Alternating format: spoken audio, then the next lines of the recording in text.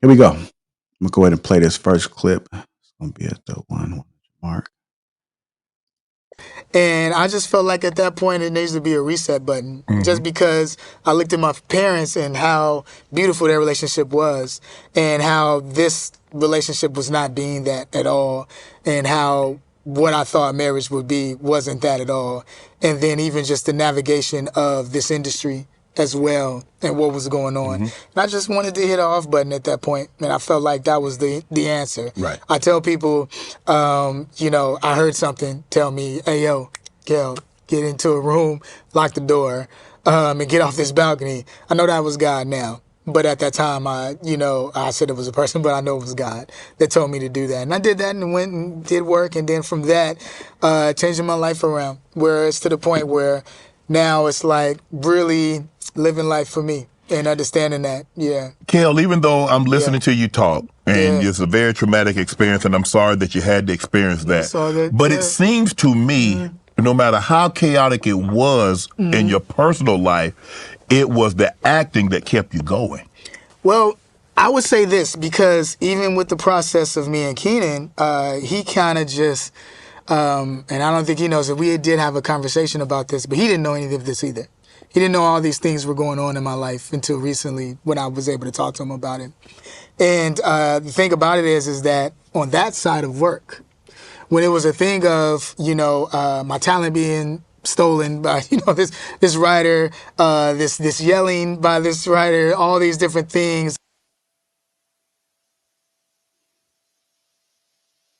The reason I like to try to find original clips is because so often when we see short clips, the context is not there. So a lot of things get out of context because we just only watching a few seconds of it. So I am kind of breaking this down.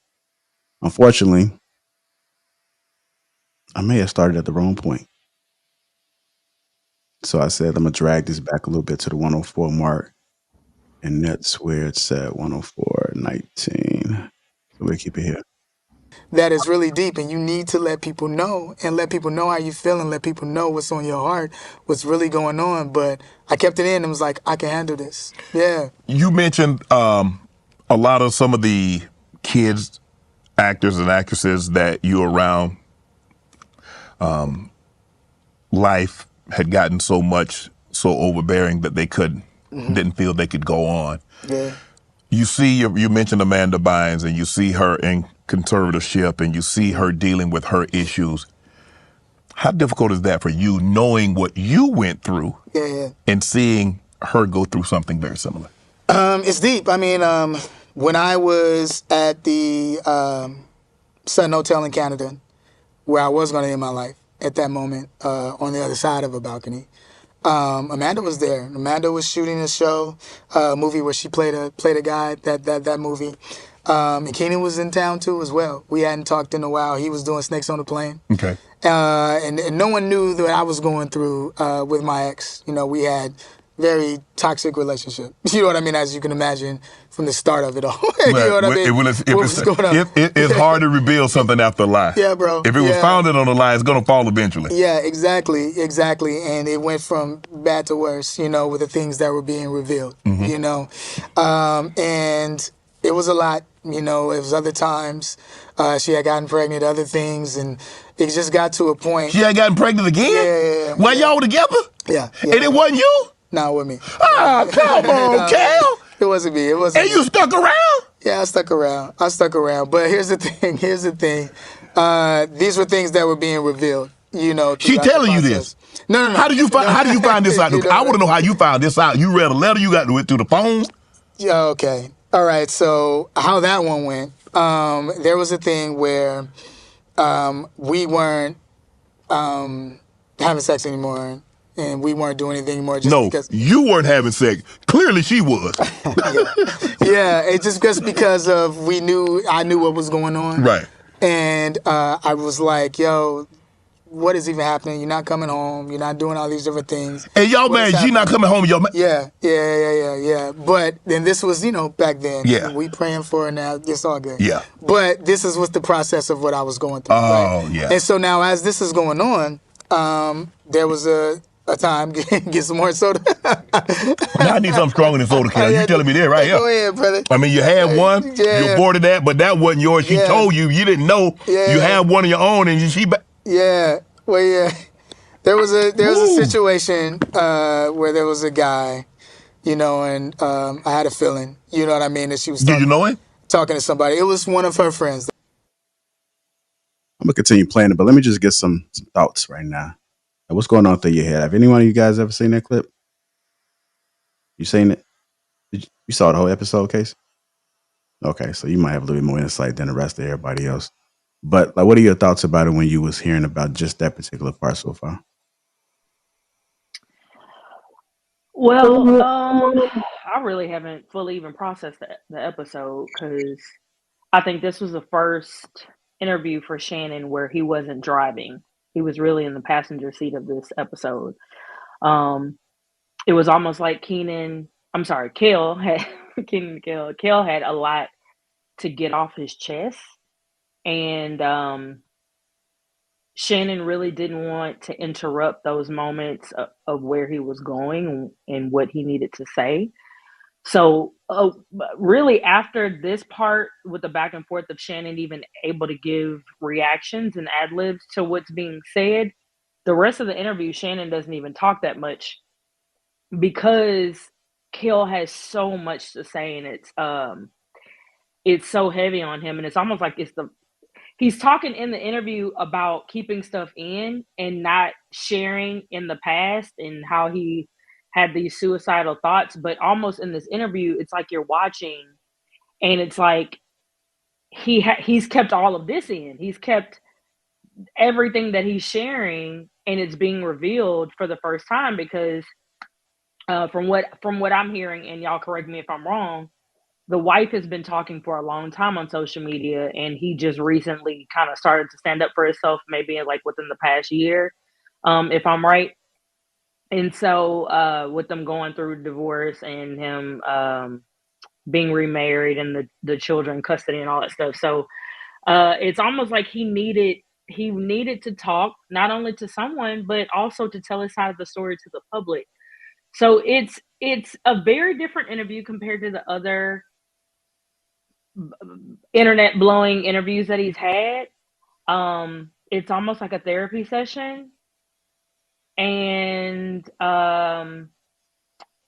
it's hard to have an opinion on something where you feel like somebody is really kind of sifting through their thoughts and through their emotions.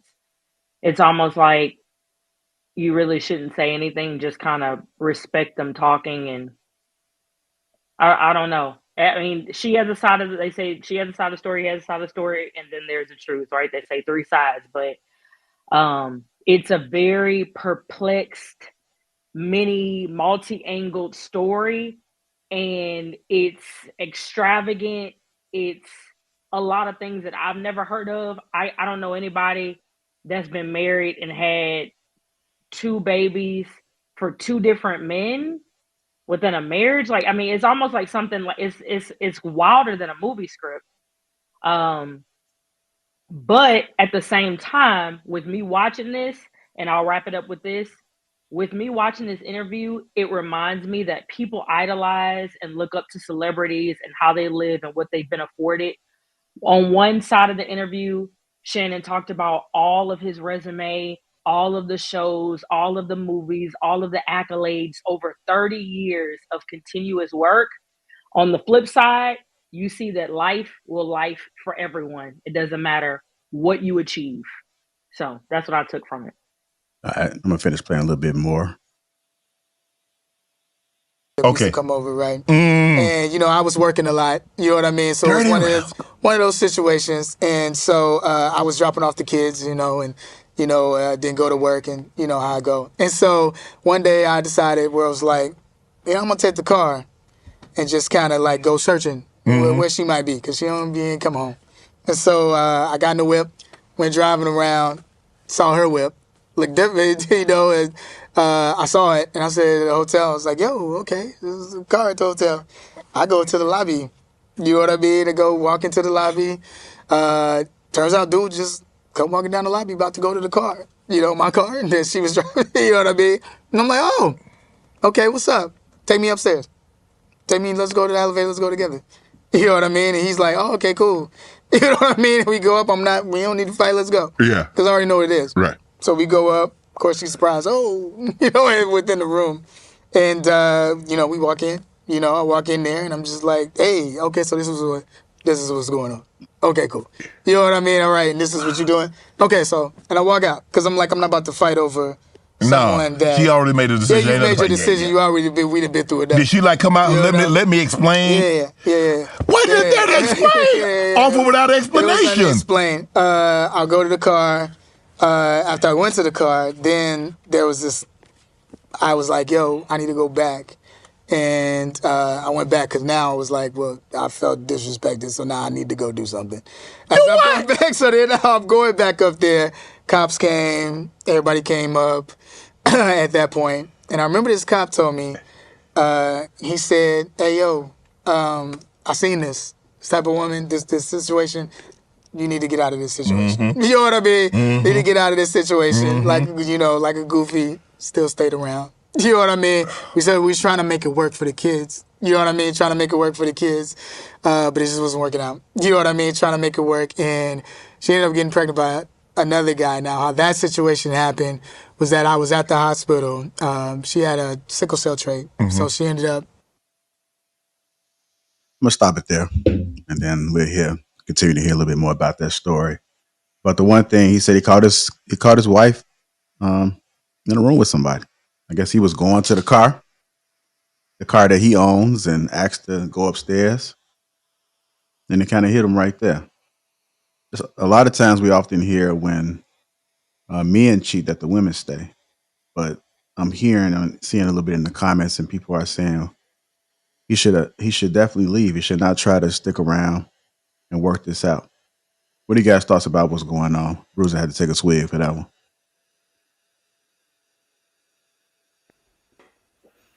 Yeah.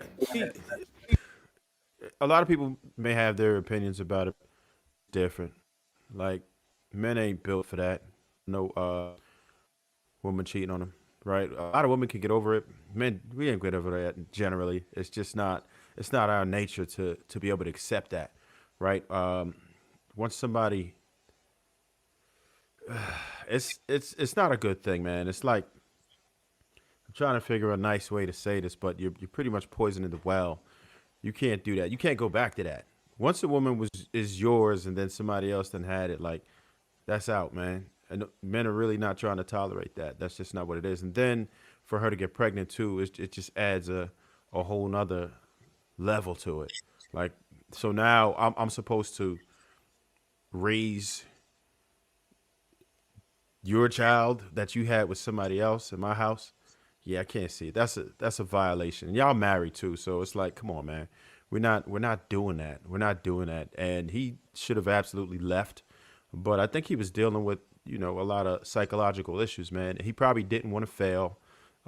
He might be dealing with it just like how Will Smith was dealing with his issue. He didn't want to fail at marriage, right? It's embarrassing. He didn't want to, because he's in the limelight. Everything that you do, you got the tabloids all up in your business. And he probably didn't want to face that. It's a lot to deal with. People should pay attention to one thing, though, that I found interesting. He got to start Nickelodeon. It's something about the people from Nickelodeon. It's crazy. Like, that right there, they're doing something wrong over there. Something is wrong over there. Like, a lot of people are trying to, delete themselves and everything else after coming out of Nickelodeon. They just don't come out right, man. There's something wrong with the process over there, in my opinion. It really seems like it, because too many people who came from that place wound up with some serious psychological issues. And I think he needs to talk to people like this. I know you touched on it just now, that it's just like therapeutic, because people do want to talk about it. But he probably didn't want to talk to a lot of people about these issues he was facing because it's embarrassing. And as men, we're not afforded that same grace, which I normally say. We're not afforded the same grace to have those weak moments, right? We want to be looked at as a strong man. So a lot of times we may not expose ourselves emotionally. And a lot of times we just try to cover our women. He can't talk to just anybody, right? Because anything that he says is like, people could run with it, and then now it's in the media. They sell that story. You know, certain places will give you 10 grand for a good story if you can prove it. So you have to be very careful in who you confide with. And if you don't have those close people around you, sometimes you are isolated, because you can't just do regular things like regular people as a celebrity. You can't go out to the supermarket. You can't go to the mall without planning. You can't just live a regular life. So when you're dealing with these types of issues, it's tough to find people who you can be close to, who you can talk to, who you can trust with your personal information. And then all these other compound issues that he's dealing with, it's just tough for him to have to ever get that out. He can't get it out. So right there, this is probably, like you said, therapy. And it's probably refreshing, right? He probably got to a point in his life where he just said, F it. I'm just gonna speak my mind. I'm just gonna talk about it. And he found out that it may have felt really good for him to be able to express himself like that. We do like to tell the truth as humans. It's just, we don't want to face the consequences of the truth. That's what normally stops us. People don't generally like to lie. People wish they could say what's really on their mind, but those consequences is what's going to prevent us most of the time. All right. Well, Marcus, you was going to say something? No, I think Trey hit the nail on the head when he talked about Nickelodeon. They had a recent movie on Netflix where they was talking about those kids being touched inappropriately, or things that the adults was doing inappropriately with them children. And this is my running theory. Remember, I don't know if you remember, a long time ago I was saying it's something that drives people to the ultimate peak of success, where they have that type of power over other people, right?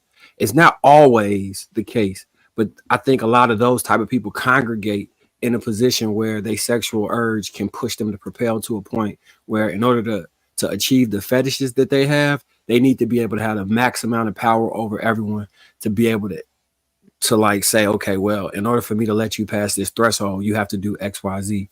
Like the Kevin Spacey. I don't know if y'all seen this movie called Baby Reindeer, or it's a show on Netflix called Baby Reindeer. Crazy. Anybody man. Ever seen it? Yeah. I recommend checking it out. Yeah, it's crazy, right? But a lot of those men, I think, get, inappropriately touched, either when they're young or they desire to become rich and famous.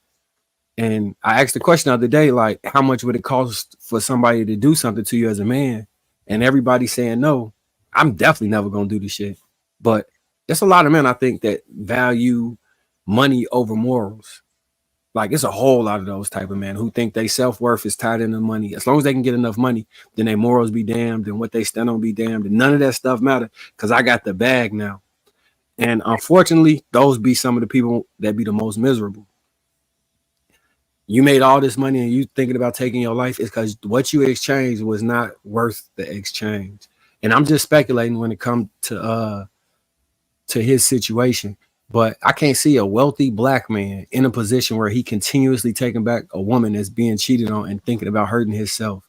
Like, it don't make no sense. Like, especially black, like a younger black man with that type of money, you got your pick of any type of woman you want. There's no reason you steady white, like, bringing the thought back. I mean, I know we was talking about the dynamic between men and women, but it's like, if I'm a warrior and I go out and take somebody else's village, that's completely different than somebody coming and taking my village.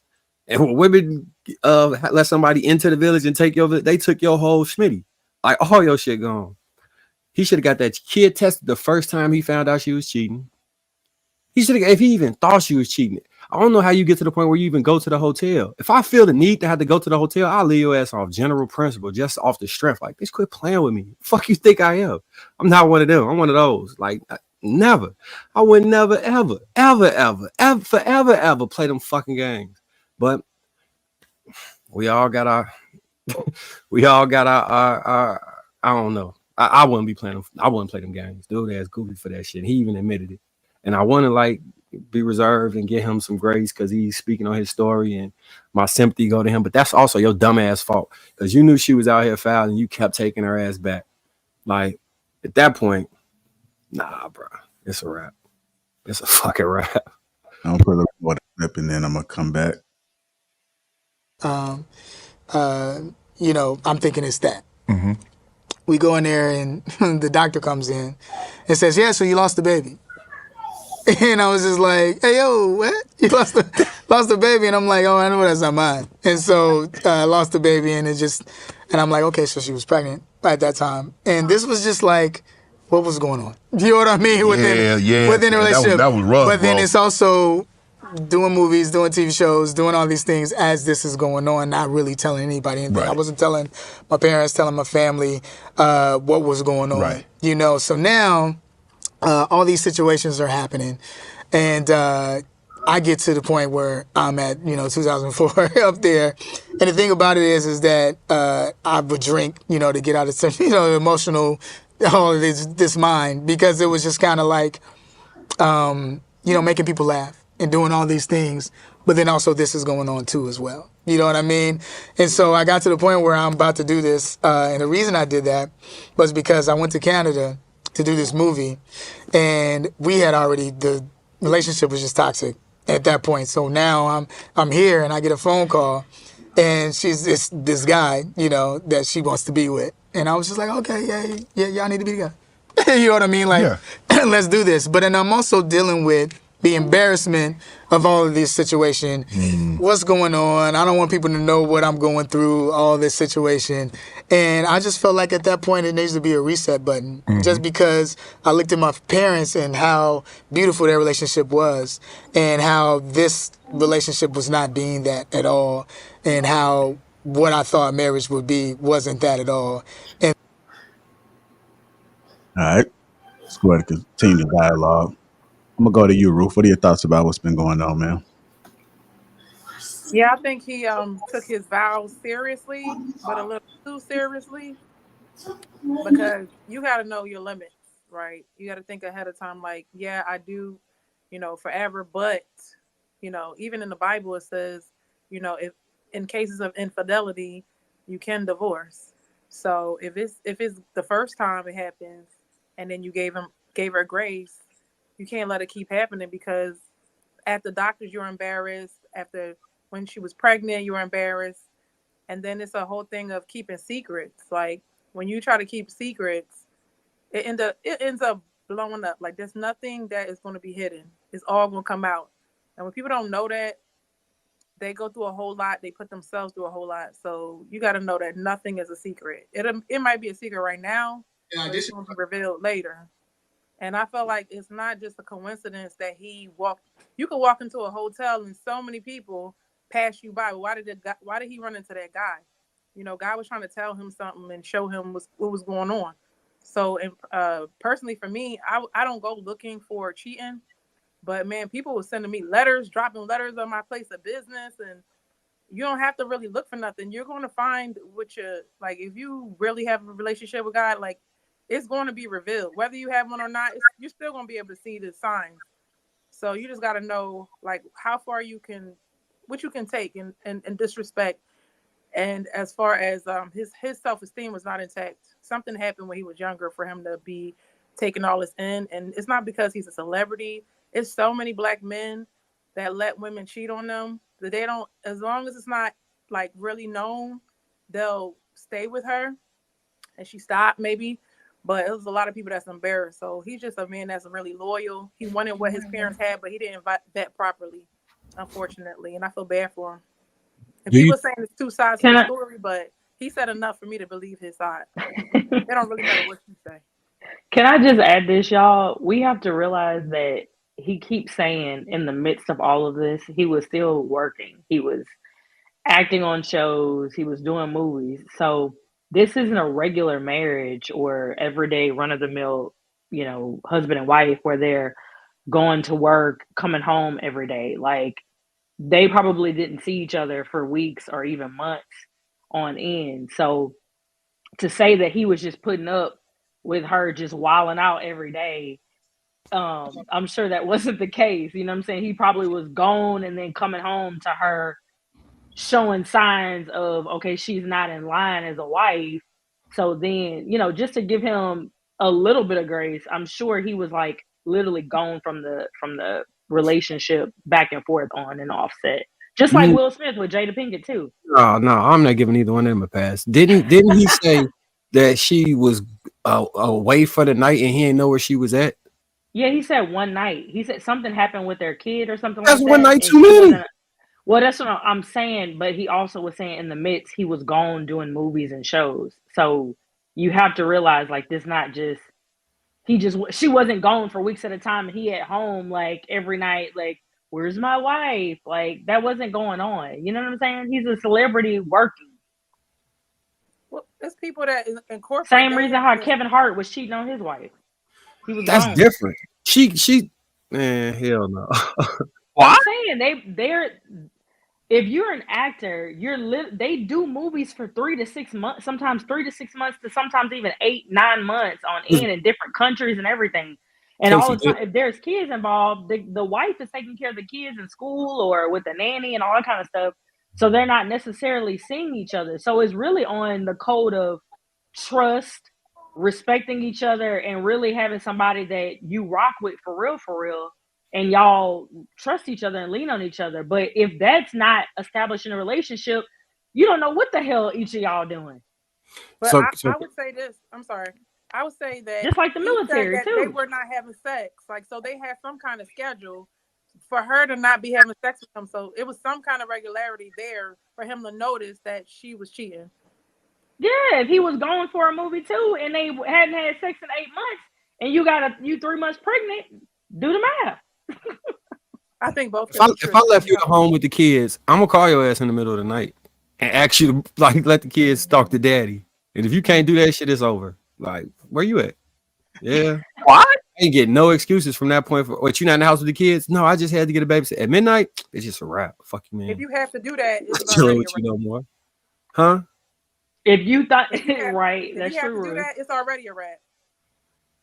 That's fair, but sometimes I might be drunk from hanging out with the coworkers and they're coming to the house like, man, I miss my wife. Let me call them. Did you just say you would call at 3 a.m. to ask to speak to the kids?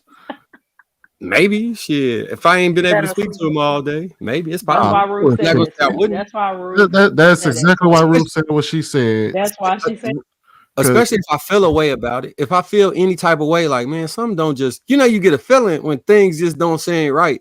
I might just call, like, all right. Have you ever had to do that? No, but if I got the feeling, I would do it. Okay. But I mean, it's like I said, it's the same. Celebrities have the same situations for people who go off on deployment, like military. You got to know that you got somebody with you and rocking with you. When my wife was away at school, she had called me on the webcam, leave the webcam on, and I'd just be gone to come back. The webcam still on. She's just right there. Like, so that's why I say I ain't never had to do that shit. She could have been in the other room, though. Some girls are real slick. Yeah, that's true. But I doubt it. Put it on mute. That shit was just, I'll come back, the webcam be right. Oh, okay. That's what's up. Man, you had conversations before, bro. Yeah. Why don't you go check it out to what I told you? That wasn't me saying to do it. That's just, but all right, yeah. All right. All right, let me go ahead and get D. Go ahead, D. What are your thoughts about what Trav said? He said that men can't handle women cheating. Some women cannot handle a man cheating on her either. We the same when it comes to that. It's not gonna happen.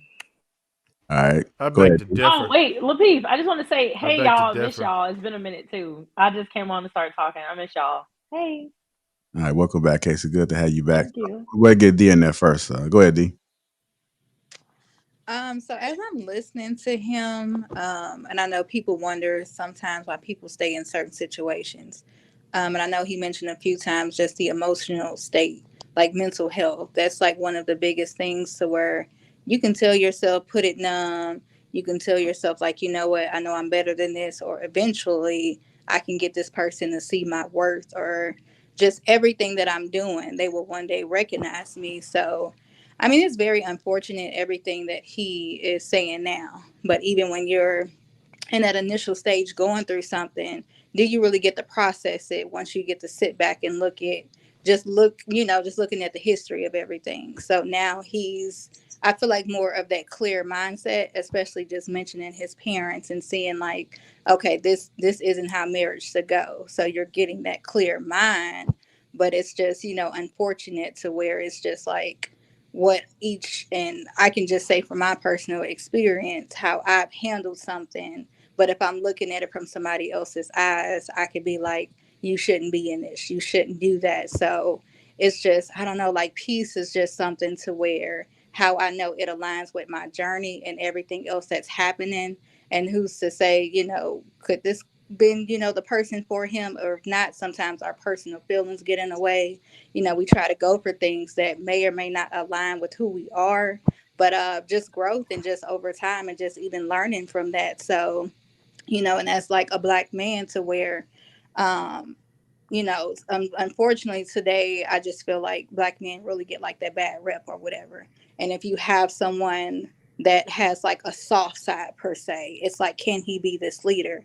But everybody is their own, like who they are, and just, who you even just, continue to connect yourself with. So, it definitely is just trauma from the past that I feel that he is continuing to heal from. There's no time limit off anything. And then what is next for him? But I'll digress some, but it's definitely just a journey that's continuing to be like, let me connect the dots. Let me be sure. And then it's a safety net. If you don't want to go back into something ever again, your mind is going to replace certain things in certain situations. So now I can have this for myself and to be like, no. But and just these green and red flags that, everybody be talking about, when you're in it, sometimes you may not see it. He mentioned drinking. He's numbing himself in that moment, but it's like, okay, now you in that woke stage. Now you're like, okay, like this wasn't good. This wasn't something that I should have been. And so, but I just hope he doesn't hold himself there, and just looking at where he is currently and just moving forward from that. D, you brought up a good point, because he also talked about he lost his best friend was murdered. He also lost two uncles, and then he was also fighting a producer that he trusted, on top of going through this with his wife. So when they aborted the first baby, he didn't find out that the baby wasn't his until after the abortion. So he was processing How three long after the deaths. abortion? How long He after didn't the give abortion? he didn't give a timeline. He didn't give a timeline, but he did say after the baby was aborted, he found out that it wasn't his. Before the next So baby? yeah, before the next baby. In the midst of, but like I'm saying, Marcus, everybody is not like, if a person has the weight of the world literally on them, right? They're the star and originator, founder of a television show. They started at what he started at 15, 16 years old. And he's been on television his whole life from that point. Three deaths, you marry somebody and they basically take you to hell and back. So you're right. At some point he's probably trying to grasp for the little bit of dignity that he has by still presenting a picture that his marriage is worth something. Meanwhile, he talked about just bottling all of it up until he was just about to kill himself. All right. When you watched him on them shows, did you not think he was the type of man that women would cheat on? Honestly. I really didn't. I'm not a fan, to be honest. I never really watched. I've Did he never seem, seen Good Burger or anything. did he I know seem who he is. I haven't seen extremely any of goofy? Like extremely goofy. it. I'm No. familiar with Keenan and No. Kel, but I've never watched any of their stuff. All right. I'm gonna go to some of the other people. Let me just play a little bit of this clip. 3907. That was real. Yeah. This first wife situation is unbelievable. Yeah. I read that obviously it was a rough divorce. Yeah. But she claimed that she went to jail for an IRS debt that you acquired. Yeah. The judge denied that. Liens were placed on your bank accounts and your assets. Why would she go to such... It's hard for you to speak to someone why someone would do something. Yeah. But in your best guess estimation, why do you feel that she went to the lengths that she was willing to go to try to destroy the person? I gotta explain this.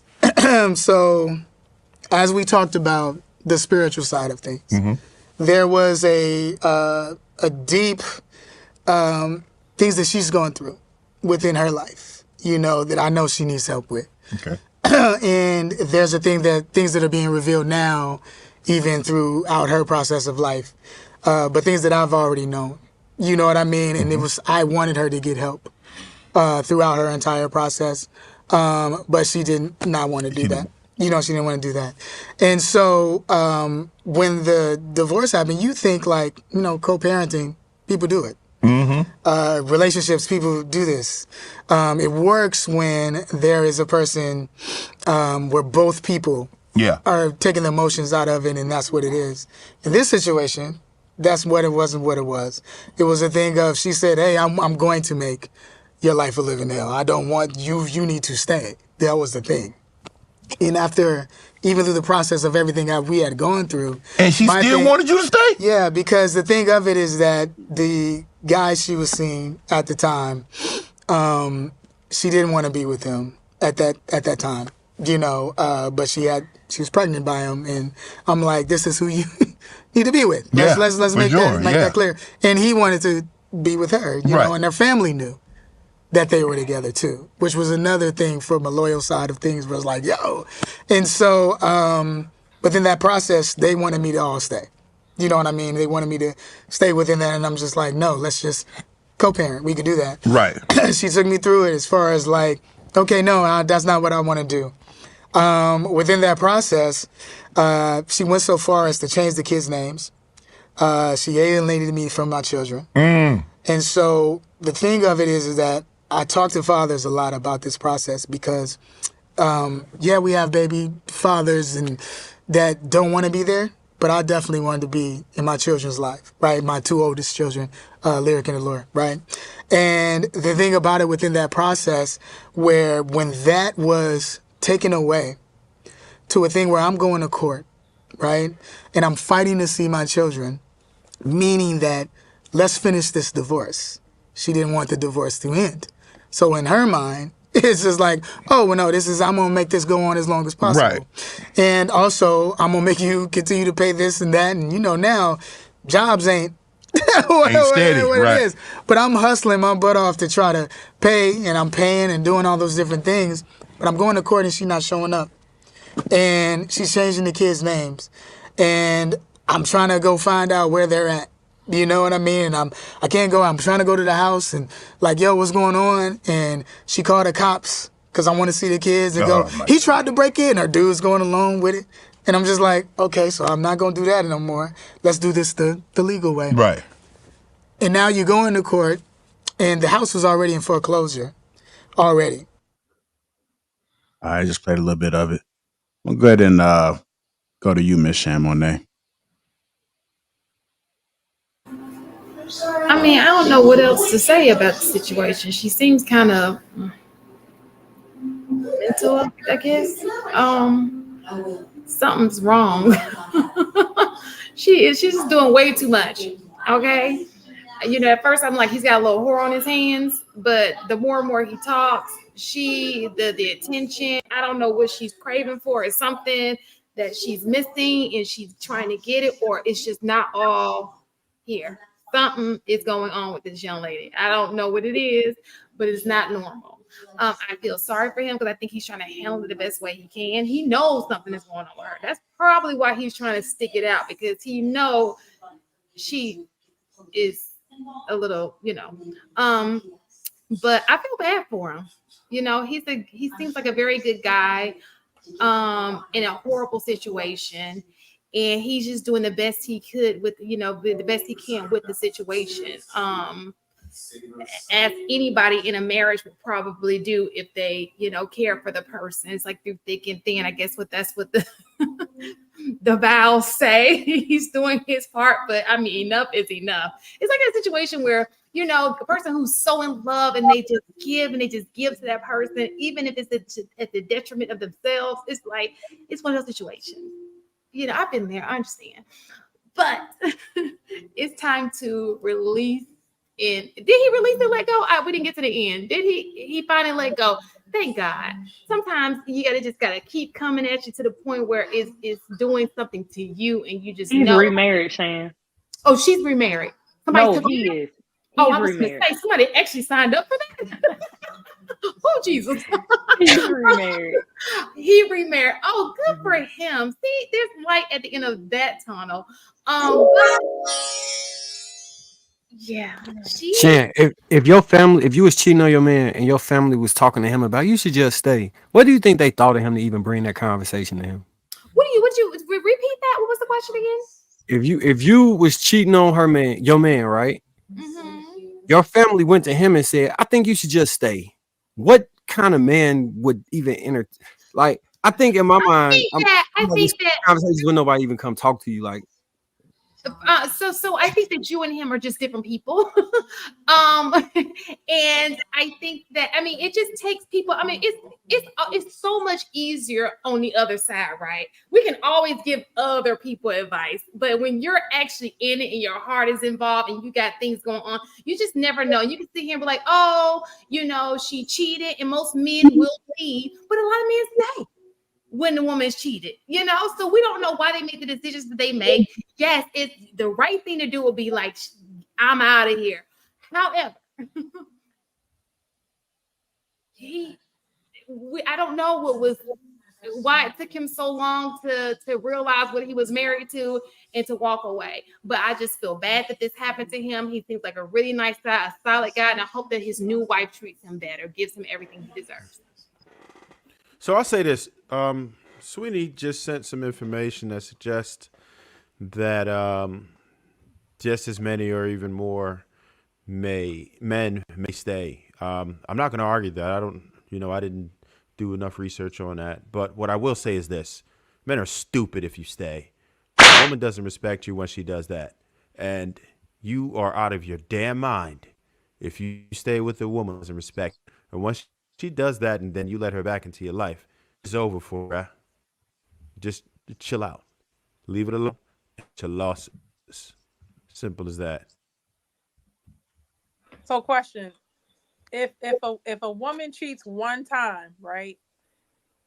Should they get divorced over one time? Absolutely. She never does it again.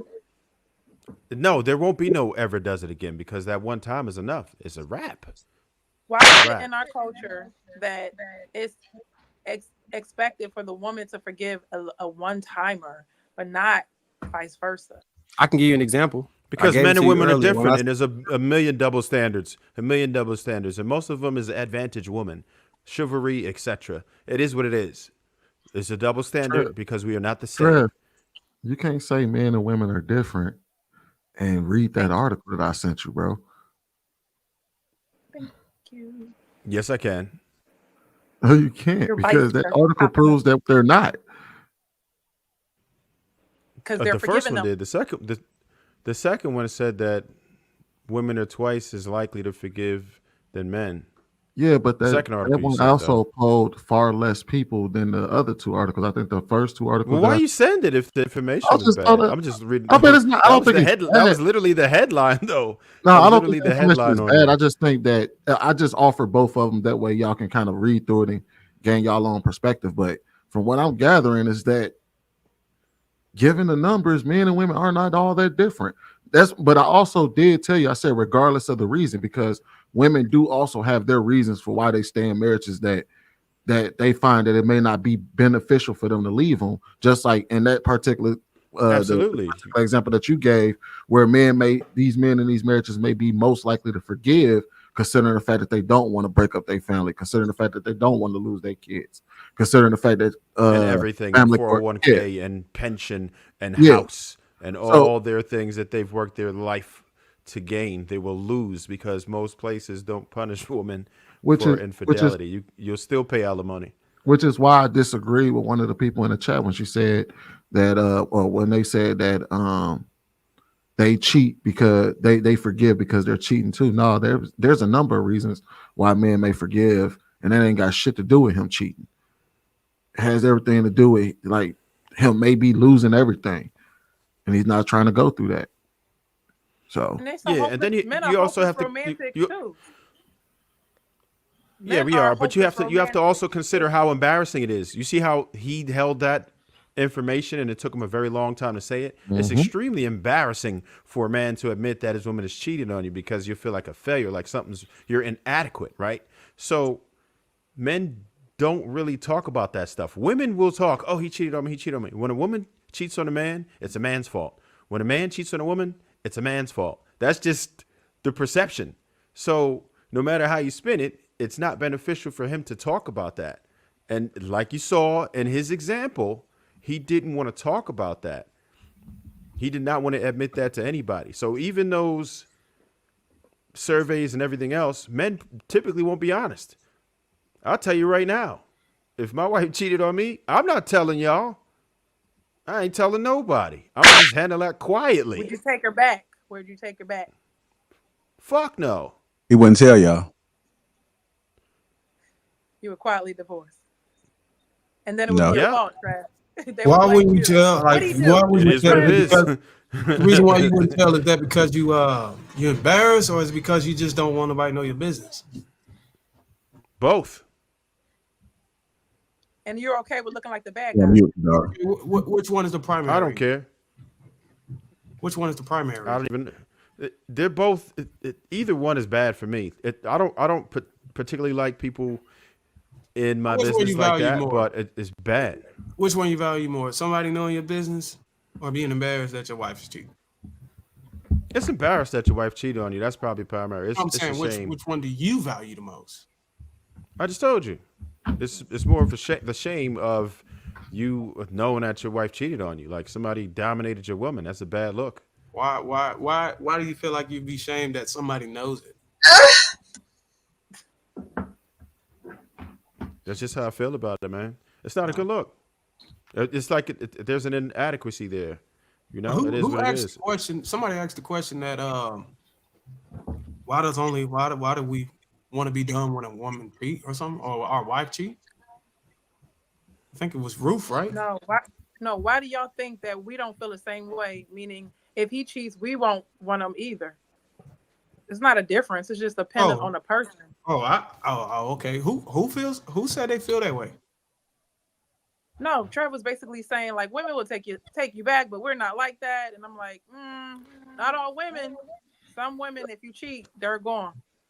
No, Trev was saying that there's a difference between somebody violating you and being violated by somebody, being the aggressor and being victimized. A difference between your whole house getting burned down and you burning somebody else's house down. He was saying that double standards exist, and that happens to be one of the double standards.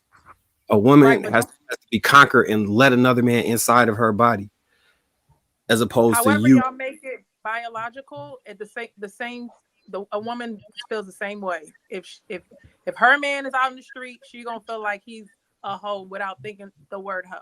So let's just be real. This situation with Kale, he had a whore for a wife. Yeah. Like this wasn't a mistake. This wasn't a one-time affair. He was married to a woman for the streets, like the literal definition of she for the streets.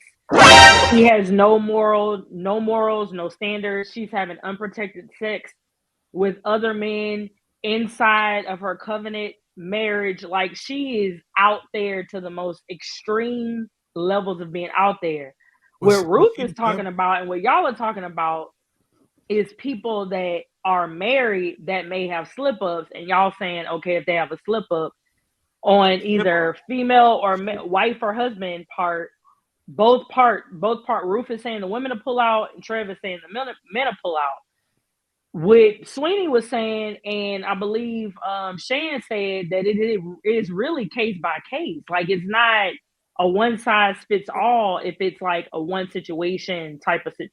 I'm being with my husband for 16 years. I'm not leaving my husband for cheating on me. Like, if he cheated on me. Will he leave you for cheating? Will he leave you for cheating? Will he leave you for cheating?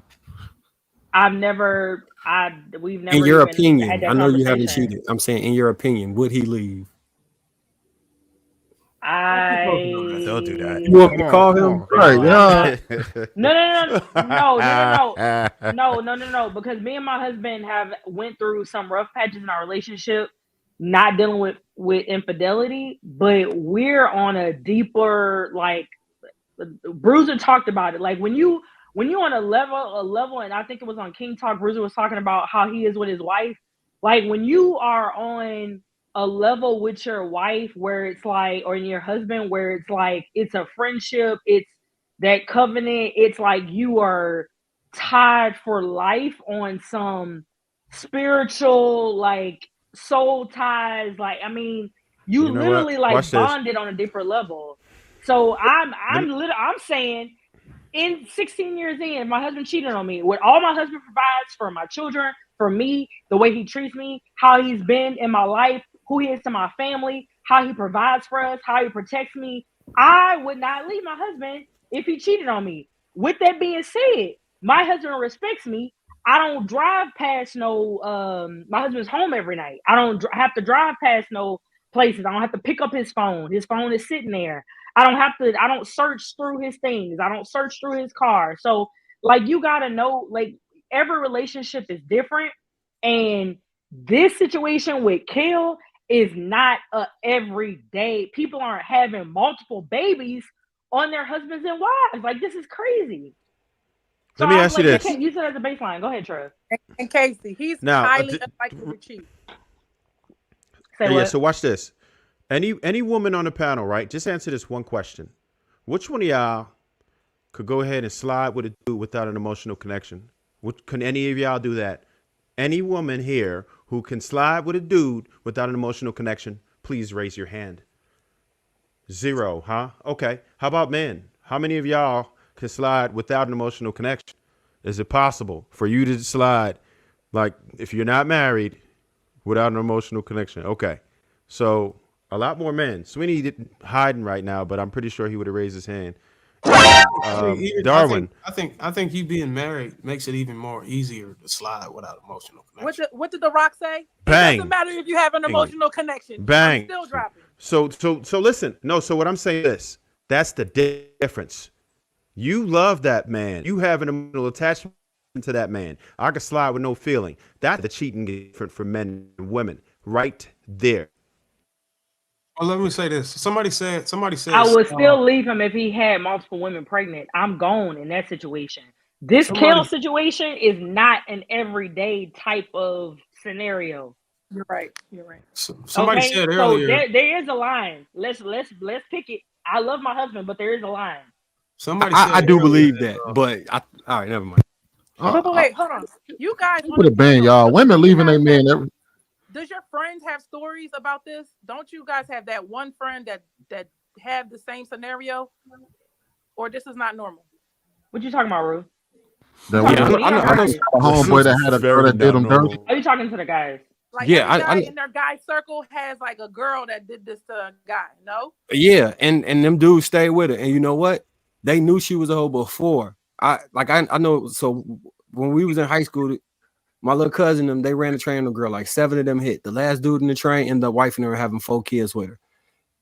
And stayed with her until he got stabbed by her boyfriend like 8 years later. That's why what Sweeney was saying is correct. Men stay no, every this day. is no. This is one. It's like 4 of them that I know, right? The other dude, Georgia boy, he tried the wife and flipped in. She started getting flown out to NBA games and all this other shit. And they eventually broke up. But he did take her after she got bust down. All this is just proving my point, man. Because when a dude knows what I'm saying is, female, he will take her in any situation or capacity that she comes in. He will bypass all the dudes, all the homies telling him, nah, dog, she ain't the one, dog. Oh, no. When his nose is open, it's a done deal. Let me finish explaining this. The people who did that was in extreme emotional, psychological distress, and 2 of them was abandoned in foster care and they aged out of the foster care system. They did not have no understanding of family at all. And the first chance they got any version of love, my other homie Ray in the same situation, he ended up getting killed. Now, what percentage of men do you think fit that category? That don't have any understanding, no family whatsoever, no mother, no father. Really think about how we talk about men today. Think about the conversations we've been having. Now, you tell me, given today's climate, what percentage of men don't fit that category where they really don't have an understanding on what love feels like from a woman? Is it beyond a realm of possibility to see that? No, I'm talking about familial love. They didn't get any love, is what I'm saying, from their mother or father or anyone in their family, because they did not have anybody. They was raised in foster care.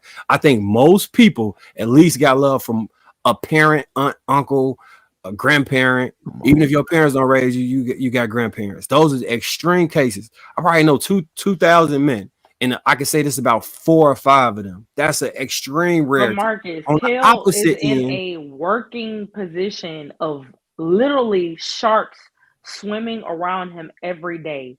His wife may have been originally his safe place, right, outside of his parents in the music business, in the entertainment business. So we know all of these people, from Britney Spears to Amanda Bynes to freaking Orlando Brown being on meth and freaking Raven, like all of them, from Backstreet Boys being on drugs, NSYNC, like every person as a child star, they are the breadwinner for their entire family. So even if they do have family, they have the weight of an adult taking care of a village at a young age, on top of being around child predators, on top of being in a competitive setting, on top of having to fight and prove themselves every day. So they might receive love very quickly from the first glance at whoever shows them what love may look like or may be familiar to them. So they're going to make bad choices because of their circumstance. So as I said before, I think that anybody associated with Disney that seems to have these major, Orlando Brown, all of the people that was in that documentary, all the people we see literally melting down, suffering from extreme childhood psychological trauma. I think if they had regular childhoods while being in the industry, that did not occur to them. There's some people who doing completely fine because they was grounded, not like in trouble, but grounded with the family or grounded in religion or something grounded them going into that industry, and they stayed connected to whatever that source was. These people, I think, was left on the ledge. They are the extreme minority. The men that's wives cheating on them, in the stat that you had, Sweeney, in there, that was from a adult website, Ashley Madison. So more than likely, those people already had some type of an agreement where it was okay for them to cheat. Because for you to use that, then you would have to use me pulling a polygamy website up and say most people are polygamous. All right, so if I can answer the question. Before I answer the question, let me just, I think somebody said something about a slip up. So are we saying that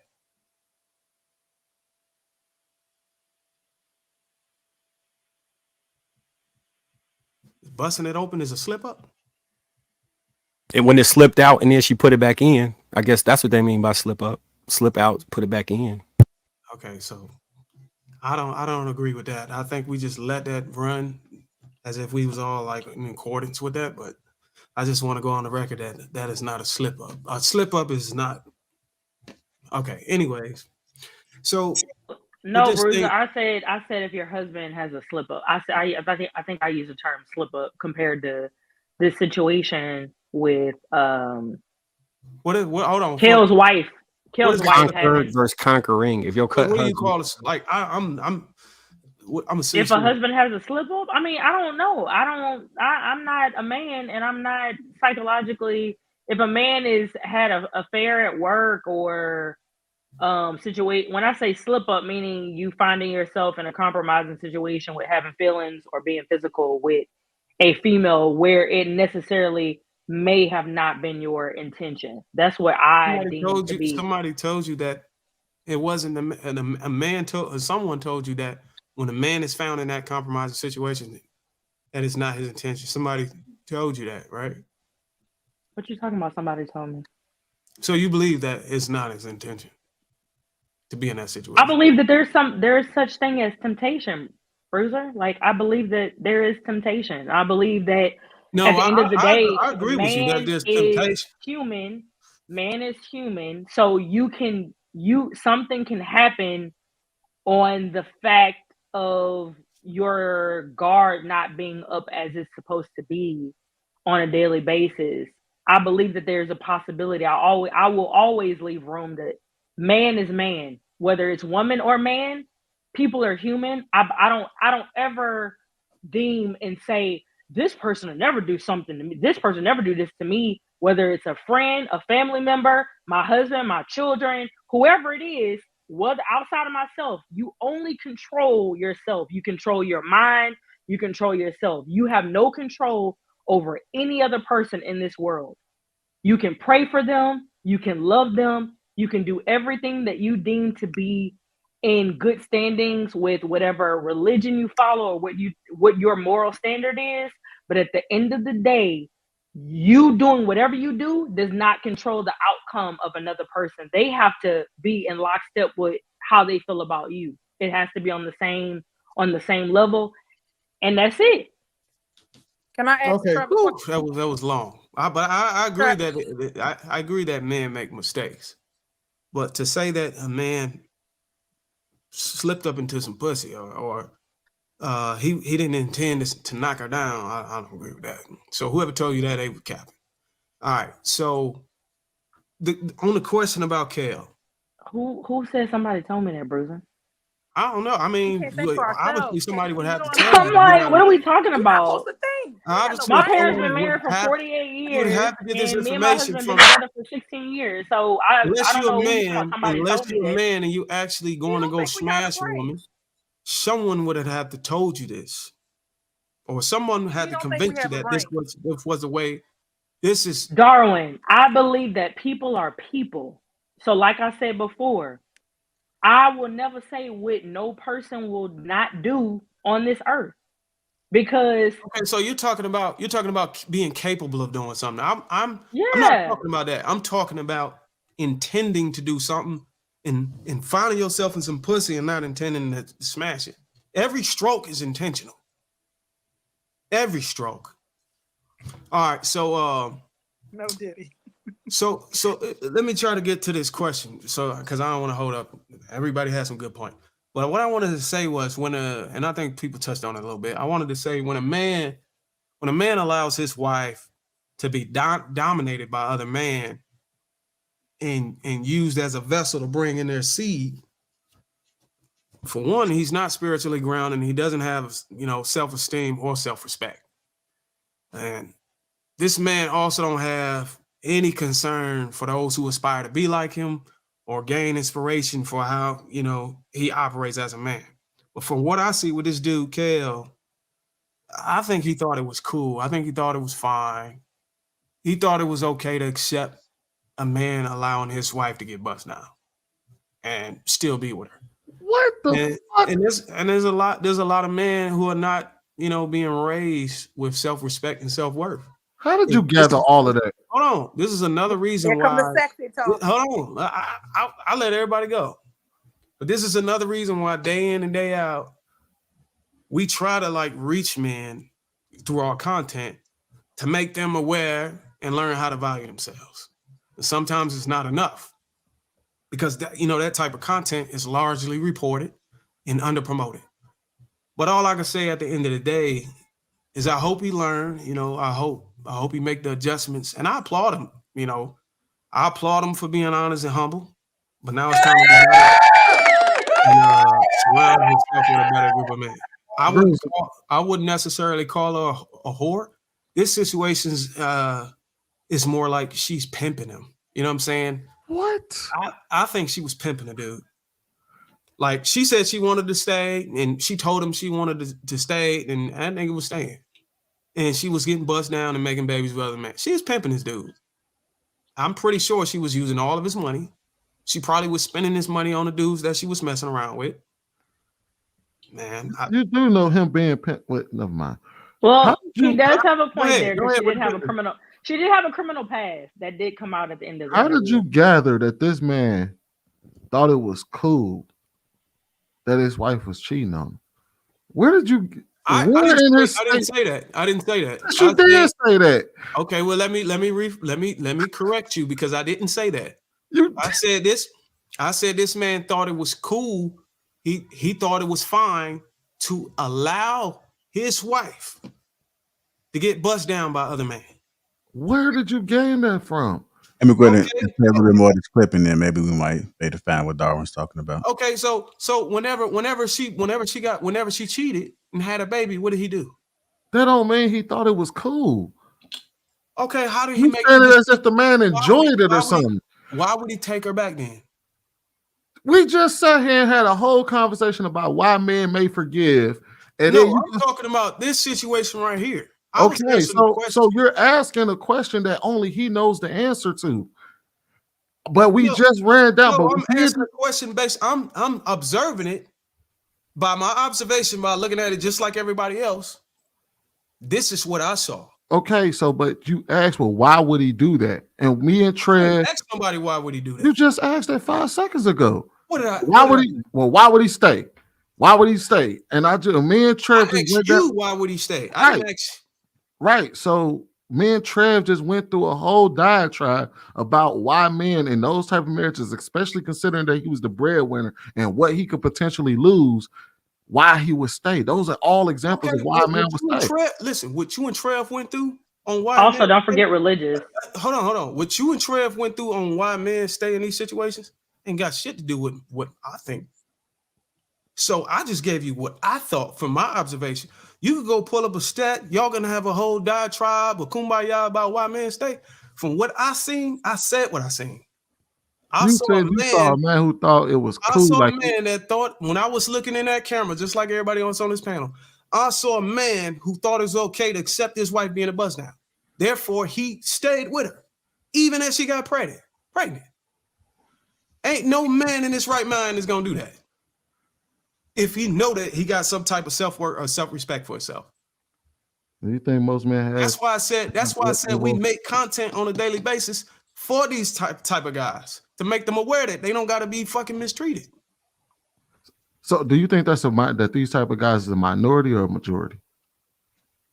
I mean, I can't really give you, I can guess. Okay, I think there's a lot of men out there like that. It's enough for a content creator to make a living on making them aware of it. You got it, bro.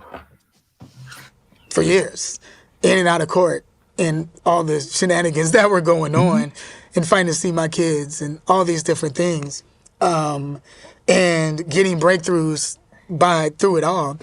Then I get on television, I get on Dance with the Stars, and all these different things, and she's like, I'm gonna go to the media. I'm going to the media. And that's what literally happened. Whereas that now I'm gonna spread lies and all these different things and spread all these different lies. And one thing that I did know is that you don't argue crazy. And the thing also too is that when you're going against a monster, it's not calling her a monster, but someone that's doing monster type of tactics, you gotta make sure you don't become a monster throughout the process. Yeah. You know what I'm saying? So I was like, and I also want to be the father to my children and not embarrass them. Right. And the thing is that I have so much information that I could be like, oh yeah, let me turn on the camera and say these different things about you and what the process of what you're going to. But that's not what you should do. Right. The thing is that I want to love my children and let them know the consistency of their father's love and that I'm fighting for them. And throughout the whole entire process. And I even did the video to let them know that I was fighting for them years ago. That had already been up. And so when all this drama started and all those things started, people started digging. And the thing about it is that people find the truth. You know what I mean? And they saw the court process. And the thing about it is that people started to see, like, well, all these allegations, Kel hasn't been in jail. He hasn't never been in jail with IRS fraud. He hasn't been in jail with child support. The thing about it is that I overpaid her. You know what I mean? I was paying out of my own pocket and also paying child support and being garnished at the same time. All these different things. But I never wanted to embarrass her. You know, even though she was trying to embarrass me, because I was thinking about my children. And thinking about my children in the process. And then when my daughter was brought into it, because that's what you asked about that was her adulting through life. Because what ended up happening with us was that now I started to see my children throughout the court process. She had to, you know, we started to see one another. And the reason we had to see one another, now, this is deep. I'm going to tell you what went on, okay? So when she wasn't allowing me to see the kids, definitely every child that I saw, I was in tears. Because I knew that my children were the age of whatever kid that I was looking at, right? And you get this where I'm going to court, man, I'm fighting to see them, and I'm losing money, and I'm doing all these different things. In the relationships I was in, I had women that were like, well, you know, you ain't paying attention to me. You going to this court, and you fighting with this woman all the time in the court. And those relationships didn't work out. And that was throughout the process where I told you need to focus on you, just focus on you, Kel, right? And so I'm going through this process, and I remember I started going to church, right? I found my church. Point proven. Mic drop. Which point was that? The fact that there's reasons why he may have forgave, and he kind of illustrated that by what he went through regarding a messy divorce. His wife cheated, and he still lost his kids. Those are all major reasons why somebody would sit there and be like, damn, is divorce worth it? Because she put him through the ringer, despite the fact that she was the one that fucked up. And not only that, she went on a smear campaign for years of talking shit about him. And he said nothing. That should tell you something. That don't sound like it's still tell me he make poor decisions. Ain't got no self-respect. I don't give a damn if his kids involved. Man, see, and I'm not finna sacrifice my dignity, my self-respect over not. So you would lose your kids. So you would sacrifice your kids, or being able to see your kids, if you knew without a shadow of a doubt that if you divorce your wife, you would never see your kids again. I'll be a single parent and widowed before I lost. I think y'all saying that because y'all got young kids. I think if your kids are like 7, I said because y'all have young kids. If your kids were like 7 to 15, 16 with a voice, and you can talk, and you had a strong relationship with them, and it was a conversation back and forth and a true bond. When a kid is under 5, like, you're doing the most impression. Your kid isn't doing that much impression on you. But when your child is talking and y'all have a bond built, and you, at that point, you would be fighting. You would be fighting to see your child. You would be fighting to maintain that bond. I'm saying you would be fighting for that. You would abandon your kids. You'll say fuck you. Nobody said nothing about that. No, that's what he said right now. He said I'm out. I'm not compromising. I'm not compromising myself. I'm not compromising for no heathen. I think this is that actual tool that's been used to destroy man for years and years. This situation right here has actually been breaking man for years. And until they're willing to say fuck everybody and care about themselves, women are gonna still be able to use this goddamn tool. They still gonna be able to use it. You got to put away your feelings. Shut your damn. My heart gonna be fucking a black hole. Fair enough. I won't give a shit about nothing. I'm not gonna compromise myself. Fair enough. Not at all. I mean, I'll go about it differently. I ain't gonna lie. That's kind of wild for Bruiser to say live on TV. Nah, fuck everybody. You gonna go? I'm getting my kids. I appreciate the honesty, Bruiser. You're gonna have multiple kids. You're not finna put me in no ultimatum or compromising situation, so you can go and bust it open when you want to and have kids and use the threat that I'll never see my kid. Man, fuck them. I do want to let me get D in there real quick. I got a 2-year-old and 9-month. Oh, I'm not going to compromise myself. All right, go ahead, D. You want to chime in? Yeah, to me, it just boils down to a respect level. And sometimes when you look at people, if you know I can get over on somebody, she's seen the value in him, the resources, her continuance of everything.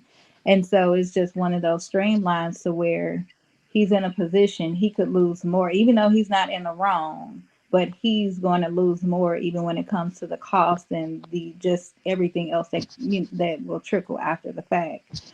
But just listening to everything, it's just, I've always been told that women are more emotional. So there's going to be that connection, even if you decide to, step out of your relationship or something. Men have a more so strong sense to where they can be engaged in activities, but not necessarily have that connection. But I don't know, all in all, it's just, and I think today's society, we see it into the dating world today, dating for purpose. What does it look like? But then again, it's like with his journey and whatever, how it looks like, and just keying back to in the right state of mind. What is his mental health? What is he processing? What exactly? And you have to have that word for yourself as a man and as a woman, but it's just speaking on the facts. And a lot of people, they are afraid of the truth. And whether it stings or not, that'll be something that I would have to face for myself. And what does it look like? When you get into divorce proceedings, are you prepared for really what's to come? I think it's so important today. You have to make yourself knowledgeable, especially when you get into just marriage, having children, if they're young or older. So I know individuals, they got grown kids, but yet they're still afraid of, they just want to have somebody, like, just to say like, oh, I'm in this relationship or I'm married. You're willing to stay and to be that. To me, I would just be somebody to where peace is everything. I'm not going to stick around. And if I'm crying, if I'm doing whatever, like joy is everything to me. So it's just, I don't know. This is just, I know we're getting his personal stance, but this lady, she just kind of moving a little different from even what I. And I got one more thing to say, sweetie. I love you like a brother, man, because we on King Talk, but I think we got to stop associating the term abandon your kids with men who decide to bow out of a situation when a woman is punking them. Abandoning is still abandoning it. We're not abandoning the kids, man. That's abandoning. That's abandonment. You can't use it. It's a manipulation. So why not fight for the kids and leave her in the dust? Well, that's that's the reason why I gave the caveat. Paint her on court that she's a low down, dirty scoundrel, right? That she's been pregnant twice on you within the marriage, and get the kids. And if you watch the full interview, she loses custody of the damn kids. So that's basically the whole point, that what Shan was saying, she's not mentally stable. So did she have a drug habit? But he didn't go into it because I'm in agreement that you go television, he on whatever. So she's not mentally stable. He wouldn't say why her and the new guy was basically losing custody of the kids, right? So in that situation, you laid down and married a woman and had kids with an unstable woman. That it is not right. I do agree with you, Bruiser. Don't stay and get punked, but you created those kids, right, within that marriage. So save the kids and leave her. You have to understand the caveat that I gave. You have to understand the caveat that I gave Bruiser. I said if he knew without a shadow of a doubt he would never see his kids again. So there is no chance of fighting. That's a loaded question. No. But I understand. No, when you answer the question, you answered it the way you answered it, and I respect your answer. I'm just explaining to Casey the reason why you answered it the way that you did was because I didn't offer you an option to fight. I said if you knew without a shadow of a doubt that you would never see your kids again, would you stay? And you was like, hell no. Even though I can answer loaded questions, I don't like to. But yeah, I'm not gonna just be punked by a woman and stay in a situation. Fair. No. But I'm in agreement that you should, continue once you divorce and once you go out on your own, continue to fight for your kids. And I think that's like you said, he did that and he was able to get his kids back. But I'm telling you, man, like we really gotta like motivate men. Why can't to get themselves out of situations? But that's what he did. They have to sacrifice their life. I'm telling you, man, you're going to number your days whenever you start allowing these women to punk you in a situation to say, I'm pretty sure she was using terms like, look, I'm going to keep the kid. You ain't going to never see. You better stay your ass put. I'm pretty sure those was. So I want you to watch the rest of the interview. He aligned himself with the new children's father because she had the other baby with the guy. Yeah, like, he aligned this. You about to play it now? Yeah, I think okay. Be the part right here. Me, because of the fact that I was alienated by my children. I mean, by my ex-wife, and every Father's Day was very hard for me. But on that particular Father's Day, I decided to do a Father's Day for the men that has been going through what I was going through. And the Lord told me to do that, and I did it. The detective, when DCF went to that house, they said, okay, we know whose kids this is. And they were talking about her guy. We said, well, these other two, who are their father? And she said, oh, no, he don't want to be in their life. We don't know about that. Right? Now they're taking the kids away from them. Right. So they would end up being in the system. Right. So at this point, he tells her guy friend tells her, he says like, yo, nah, he wants to be in their life. He does, and I know he wants to be in her life. I've been going along with what she's been saying, but at this point, I'm going to let you know this. The detective looked up my name because he said he's on TV. He's looked up my name. First video that pops up is the Faithful Fathers video. And she sees that, oh, this man loves his kids. She calls me up and says, this is the court date. I want you to be there. I go, I hadn't seen my kids in years. We all seen each other in this court situation with all of us being there together. And now we're outside of family court. We're DCFS court. And this one moves fast because this is about the children and finding them a home. At this moment now, also too, I'm with my beautiful wife who I'm with now, right? And me changing my life around and me saying, okay, I'm going to be celibate, I'm going to live my life, you know what I mean, and changing my life around. I met my beautiful wife. And in this process, we have been going to church and, letting the Lord lead and guide us, right? We get there and we're in court right now, and shout out to my wife because that's my best friend. And she prayed me through all this process, right, when I met her and prayed me through this. We get there and we go, they ask us, hey, we can't give them to her family. Would y'all take all the kids? Now, we live in a one-bedroom apartment at this point. And it's 2 kids that are mine and 2 that ain't. And so 4 kids total. 4 kids total. And 2 kids that of someone with a whole situation. And my ex-wife, all these different things. Oh, my ex-wife was livid. Like, what? And I'm like, yo, we'll take them. And I said we'll take them because my kids did not want to be separated from their siblings. So you took your 2 biological kids and the 2 kids that was conceived was one of the kids conceived while you were there? Yes. Yeah. So now it's turmoil because now the entire family is tripping. They like, oh no, you can't take the kid. You don't, they're not gonna allow that to happen. His side of, her guy, his side of the family like, yes. Because we know, and his thing was, I know what qualms we got, but I know what I did to you. And she's gonna do the same thing to me. And I'm not gonna be able to see my kids. So you take them. And I know that if you take them, I'm gonna be able to see them. And in this process, you gotta think about, like, I ain't helping you. I ain't helping you. No, I'm just telling you where my mind was in that process, bro. Like where I was. You're in a different place, though. I'm in a different, and that's the thing. I'm in a different place. Yeah. I've been working on my spirit, working on forgiveness and working on all these different things. And so within this process, what ended up happening is that her parents fought. They were like, no, that can't, because she just didn't live it. And I would know everything of what has been going on with everything. So they ended up saying, okay, if all of y'all do therapy, all of y'all's together, then you could take all 4. Within that process, they ended up letting the grandparents take them because all the kids had been, through this entire process, taught what to say throughout this, so they would get in court and be taught what to say. Now, this is a real thing that a lot of men go through, and I want to shed light on this because it's a really deep thing that they go through, where that you have a parent that is telling the kid what to say and coaching them within court.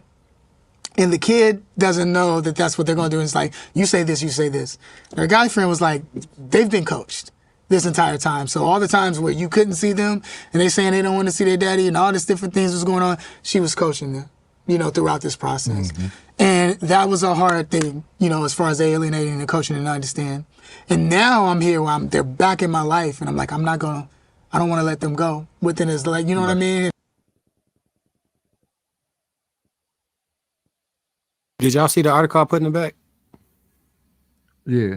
That I actually saw it made more before I sense. actually saw it. That made more sense. I don't know to if her, I believe. actually. People don't believe that though. What I'm saying is, I think for a woman to get to that point where she start doing all that stuff, she has to develop extreme disrespect for you. If you allowed yourself to get in a relationship with a woman who didn't have zero respect for you from the beginning, like you say, that's an L. But in the back, she said that he slept with another man in her cheerleading uniform.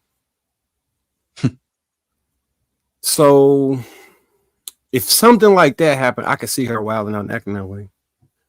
I really could. Man, like, you think that article was real? That's some dude. Yeah, a lot. No, she her actually saying did. it. No, that's some dude Twitter account. Some dude named Dredd. No. I saw the video. She actually said this on camera. I watched it today. But literally everyone's saying that she's mental. Just like Shan was saying, everybody's saying she's mental. She's making everything up to defend herself of why she made the choices she made. So nobody is really believing this whole he was sleeping with a man. And yeah, I mean, just she's been to jail for being a criminal. Like, she's not talking about none of that, but she's literally been to jail more than once. Bro, I just read after their marriage. I just read a little bit more of this article, and she said she caught him in the bed with Nick Cannon wearing her cheerleader dress. The hell? It don't sound like bullshit to you? It sounds like it to me because, first of all, you're saying these things happen, and that's the excuse you give for going to sleep with two different men and having kids by them. It doesn't make any sense. Anything, you'd be like, okay, that's why I divorced him. I don't want to be in this relationship anymore. But it's not a reason to get pregnant by two different men and still stay married. Like, it's not. It doesn't add up, right? Like, it's not. If you thought your man was sleeping with other men, how low on the level? I would divorce him. Okay, how low? I wouldn't be with him anymore. I would just divorce him. Like, I'm not gonna get you back by sleeping with men and having their kids and then have you. That doesn't make any sense. At that point, I don't want you anymore. I'm gonna let you know that we're not in a marriage anymore. Like, you just crossed the line. Especially considering the fact that she just recently said that she never cheated on him. Like, I don't believe that. Wrong with that girl. So the thing is that you can't take.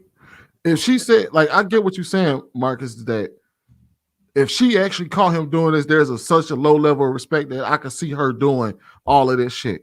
But her stories don't make sense. And then even then, if that was the case, then she just admitted that she never cheated on him. Yeah, I don't believe that. So she admitted. Wait, how could she admit that she never cheated if she got pregnant by somebody else? But she got pregnant by somebody else. That don't even line up though, because she got pregnant. She has a different child, right, from some other man. How could you have never cheated? Like, immaculate conception. And you like, and we supposed to believe somebody that say some wild. That's what they're saying in the comments. Even though there's a baby like that. You're not talking about a whole baby, a person that's sitting right there. You're not talking about that, but you saying all this other stuff. It makes no sense. So, Sweeney, I 100% believe she cheated. And my basis for believing that she cheated is the way that this stuff sounded like it was going about. She had to have so little respect for him, which was my point from the very beginning, that she was either trying to really hurt him and get back at him, or she just never, ever respected him. Those like the only two things I could really see realistically being the case. She either was trying to hurt him, and if a black woman catch you sleeping with a man, that's like they catch you sleeping with a woman, take you back. They catch you sleeping with a man, all bets is off. They might do anything. Or the most logical and most simple answer, he was dealing with a dirt dog shit ass woman. So you saying it's unrealistic? He was a dirt dog shit ass woman. Just follow me, Sweeney. It's unrealistic for a man who was in Nickelodeon, who has ties to lots of M&R allegations, right, to deal with a man when we've seen most of the people who have those incidents, not all, but a lot of the people who have those incidents usually end up having a sexual attraction to men after something like that ends up happening to them, if they were R'd or M'd by a man. I asked y'all, did y'all see Baby Rain? Because they talked about that. Has Kale ever said that he's been diddled? He also didn't. So using that same logic, he also didn't say that she was cheating on him to just now. We don't know what's gonna come out. Yeah, but we can only trust what's being said, right? What's put right in front of us. I'm not gonna assume this man been diddled and that he was out here sleeping with Nick Cannon. Okay, he was extremely depressed, right? I'm not saying Nick Cannon, I don't know. He was extremely depressed and suicidal, right? Yeah. And she said he was addicted to sex.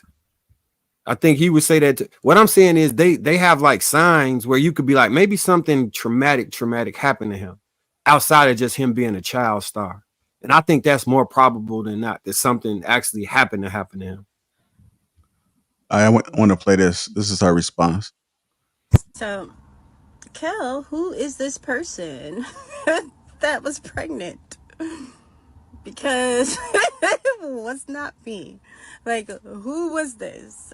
And then the other thing is, like, how do you remember all these pregnancies, but you don't remember your kids for like years? Like, I don't even know, 13, I don't know, 14. And then how do you remember all these pregnancies, but you don't remember Nick, you know, in my cheerleading outfit, right? Like, how does your memory work exactly? Because you remember lots of things about me from a long time ago, and it just kind of odd, like how your memory works. Like, you don't remember. I don't know. Do you remember your daughter in a car accident? You remember your son losing his tooth? You remember taking your kids' money? Do you remember being completely physically, mentally abusive? Do you remember that you used to beat me and hit me and choke me and strangle me when I would come out the hospital because I have sickle beta thalassemia disease? Do you remember that? She had a what do you remember that you were addicted to sex? Do you remember that? Do you remember me catching you with a man? I think she has like sickle cell or something along those lines. Casey might be able to add a little bit of context. So when he went to the doctor, I guess she was having an episode or something was going on surrounding that. And that's when the doctor came in and said that we lost the baby. And he was saying he didn't know that she was even pregnant. Do you remember that? Do you remember you using the money that I created to pay for an entire woman's place? Do you remember that? Do you remember, taking the kids to Chicago and not telling me? Do you remember unilaterally filing for divorce and then moving back in with your mistress? Do you remember that? It's just, your memory is so strange. Like, do you remember that you didn't have any money for 5 years and the studio told you that, basically told everybody that you were dead? And so I had to write a pilot for you. Do you remember that I wanted to be a mathematician, but instead I decided to be in a rap group with you? Do you remember that?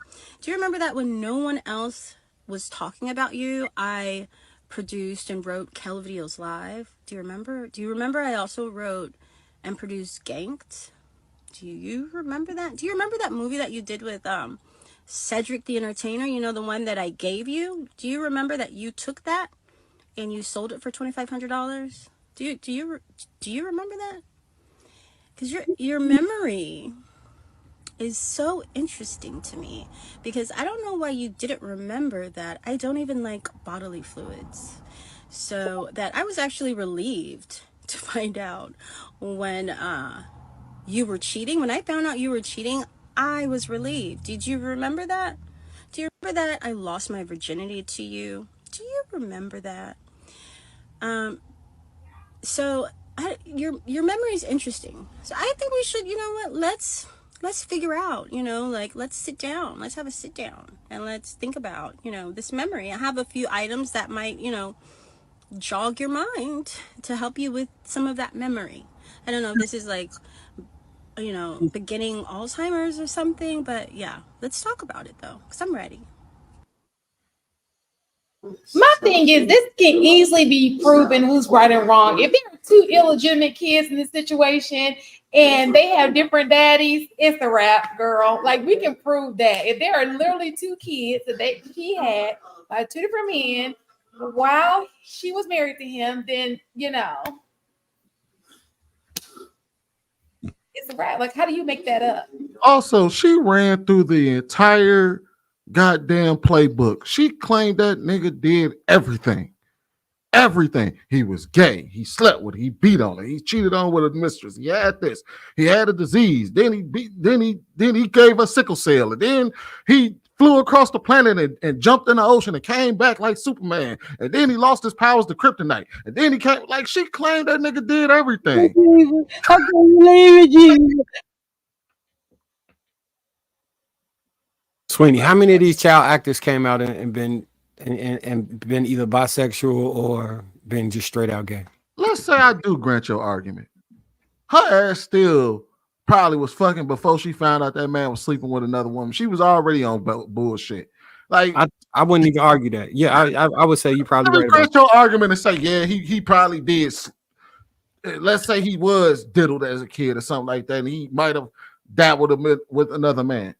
She still did what she did, and it probably didn't take much for her to do it. So why did she stay through all of this? Women tend to stay around after that, unless the men thing happened. Then after that list that she just gave, stealing her work, her being a producer and all of a sudden she's a producer and a writer, and she writing for Kill and writing movies and scripts, and it's crazy. She did no such thing. I don't know if you guys like follow like human lie detection. Every single statement she said, beside the point of he may have cheated on her like when they were younger, maybe possible. Everything she said was a flat out lie to me. And it's so convenient that you want producer credits on all this stuff. All the lies is based off of the money, the future money that you could possibly make if this lie works. You didn't say nothing about the kids that you brought into it. She said nothing about herself. So yeah, listen, there's people that are, I'm no disrespect, but I knew somebody that was bipolar, and they had they had these episodes. They would do crazy things. The kid wasn't the person that I know him to be. Like, he's raising his kid as his own, and she's lying. And then she has these crazy stories. Like, people really have a lot of mental health issues. This is the only thing that makes sense to me. And I wanted to say something about, when you're in a really bad situation, you got to really, really be careful, because it will lead to you wanting to end your life. So you got to understand that you do matter. And it's somebody that could be watching this right now. Like, you need to get out of that situation. If it's this bad, it's not worth it. You got to think it's something better. And the kids you think you're going to lose, you lost them anyway. The relationship you're trying to save, you lost it anyway. So you got to make a decision of what you can take. And before it get really, really bad, somebody told me something a long time ago. She said, once you start seeing like a pattern, every time you go back, it gets worse and worse until it's a blow up. And there's nothing you can do about it. So you might as well leave when you have time and spare your own life. I've been there. I know what that's like. I'm gonna say this: when you start something off with a lie like "I've never cheated," and then try to throw him under the bus, even though we literally have physical evidence that you cheated, no. And this goes to the people in the chat. No, I don't believe a goddamn word she said. You can't start off with a lie that we got physical evidence that it's a lie, and then try to rattle off a bunch of shit and claim that you're telling the truth. Are they cheaters in the chat? I agree. Her credibility shot. Her credibility shot. They must have cheated before. That's why. Like, come on, man. We gotta. All right, go ahead. Do you want to add something, Darwin? My phone died, Hank. Thank you. It's always on the phone, eh? I can't wait to get on a panel with you, Hank. And what about you, Miss Shan? Marcus, any final thoughts on this? I believe parts of her story and not parts of the other one. The parts that I said, I still believe. Tell you, I don't know. Didn't he dress up in? Did he do one of them shows where he was dressing up as women? Did he do one of them roles? We saying that. What does that have to do? I will leave this comment though. For him I don't know how much money he made. I think he was well off in show business. But I rarely see people who are well off with a busted chick. Yeah, that's what I'm saying. He was with a low down ass chick. Like she was a low down, dirty ass chick. She was ugly too. And not to mention, we just sat here and Casey just laid it out for us that she was crazy enough to lose her kids. Like this wasn't it ain't even that he went and took the kids from her. She lost her kids to the state, and he had to come in and rescue his kids. It's not like we've seen that happen before, where the wife accusing the man of all of those things, right? And he's famous and she not. And what's dude's name? Dwayne Wade. Didn't that? You know what? Never mind. Because it's not like, No, where you going? No. Where you going? What did Dwayne Wade? She accused them of pushing him towards being a trans and all this other stuff, right? That's after the fact. That wasn't before Gabby. That was after they had divorced and he was with Gabby and she was going through the. And we was, and the judge then was like, no, none of that. Then next thing you know, that man got a daughter. Like I'm saying, I don't know.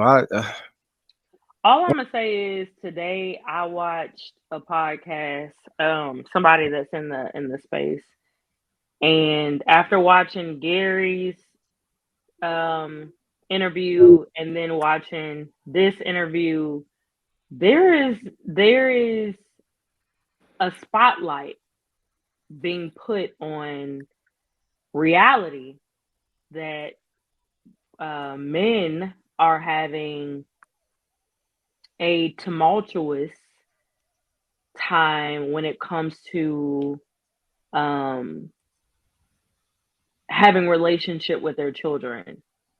And in 2024, I asked that, and I hope that it keeps getting revealed and it keeps getting spotlighted, because it is true that women are demonizing men in these situations, and there's always another side to the story. And so to have all of this stuff happen within like the last week and a half with celebrities and this trend of men fighting for their children and being denied access to their children and their children being demonized against them, that's a problem that the regular everyday man has been talking about, but now celebrities are getting a platform and a stage to talk about it. So I hope that it keeps happening. What is this him right here? Is that Kel? Is that? I mean, we've seen a comedian, like a little comedian, right? I don't find that shit funny at all. But you said it like it's not normal in Hollywood. Kel does sketch comedy, so they do all of that on In Living Color, Mad TV, SNL. They all play men and women, like all the Wayans brothers Jamie have done that. I mean, think about all of them. Martin Lawrence, they all do that in sketch comedy. You know what else they do in Hollywood? Illuminati. That's what you gonna say? No, I'm just saying. How about this, Marcus? I grant your argument. She walked into that relationship knowing that's what they do in Hollywood. I'm not saying he lying on her. Knowing it. I think everything he said about her is true. Hold on, let me start with that, Sweeney. I think everything he said about her is true. And I think 89 and 90% of the stuff she said about him is true, including the stuff about him sleeping with a man. I don't know if it was Nick Cannon, but I'm pretty sure he's. So you think that he beat on, gave a single? You gonna let them put a wig on you, address from slash her mama? You think all that shit is true? 90% of the shit she said was true. Look, when people be having spiraling out of control, I can see them reacting in all type of ways. What if she got mad and was like, "That's why you sucked a dick, weak ass nigga," and he was like, hit her in the eye. You know what I'm saying? Like I could see those scenarios playing out. Man, look, I need to skip this report. All we know is her kids got taken from her and she lied about a lot of different shit. If that, like, come on, man. And she went to jail. And she went to jail. All this she point. Actually went to jail. What she go to jail for? What she go to jail for? He was talking about IRS fraud, bank fraud. Lying. That's what she went to jail for. Lying. Yeah, a lot of people go to jail for that. It's not like she a criminal. Marcus, lying. Look, y'all ain't never claimed a child that wasn't yours on your tax return. Knock it off. Like, come on now. Like, y'all, come on. Is it? I'm making an observation. Is it just me? But when people crazy, don't they just talk like this all the time? Is it just me? Like she was the whole time. She batshit crazy, man. I you know what? I agree with y'all. He dealt with a crazy ass chick. And I can agree with you, Marcus, that he might have slapped her ass a couple times. Yeah, like that. Well, now she probably hit him. And Sweeney, I'll say she probably hit him first. I'll even give you that. But you can't start some shit off with a lie and then try to run down the believe all women playbook. Like, she tried to throw everything in the kitchen sink at this man. Like, when if this never been done? Like, it did. She did this at the time to take his kids away. So I could believe that she probably lied about a lot of shit. She probably got caught doing some dirty shit, and she didn't want to look like the bad person. So she said, "Oh, you slept with a man, you beat on me, you cheated on me, you lied on my credit report, you stole my dog, you buried him in the backyard." This person would never sleep with the man. Look, man. You keep pulling up like they don't happen in Hollywood, man. But I would say so. Even with how he was a good dude before and after. Would a good dude wear this? Hold on, y'all. I think D was trying to say something too. Go ahead, D. So no, I was just gonna say, because of how she's speaking and just rambling of everything that he does, people can do fabrication. So if you're in an argument, even if somebody tap you, then they're like, "Oh, he hit me." So I think a lot of it might have just transpired. She's just reflecting on her words differently. It might be some truth, but I think it's just that elevated of those white lies that people think that's so something that could be something small. But it's definitely given that she's bothered, because I don't know, when you just know like everything is false, your narrative is going to be a little bit different. And then her body language is definitely speaking like, let me throw whatever I can whatever I can out, and then people can believe what they want to believe. Yeah, she said that he slept with Nick Cannon. Come on, man. Oddly specific. It's almost, you might as well say that she fucking what's that dude? Orlando Brown out here. Like, come on, man. Like, you think he lying about all of that? I think she's lying, considering the fact that she tried to be oddly specific with some wild shit. No, I'm saying Orlando Brown. I saw him.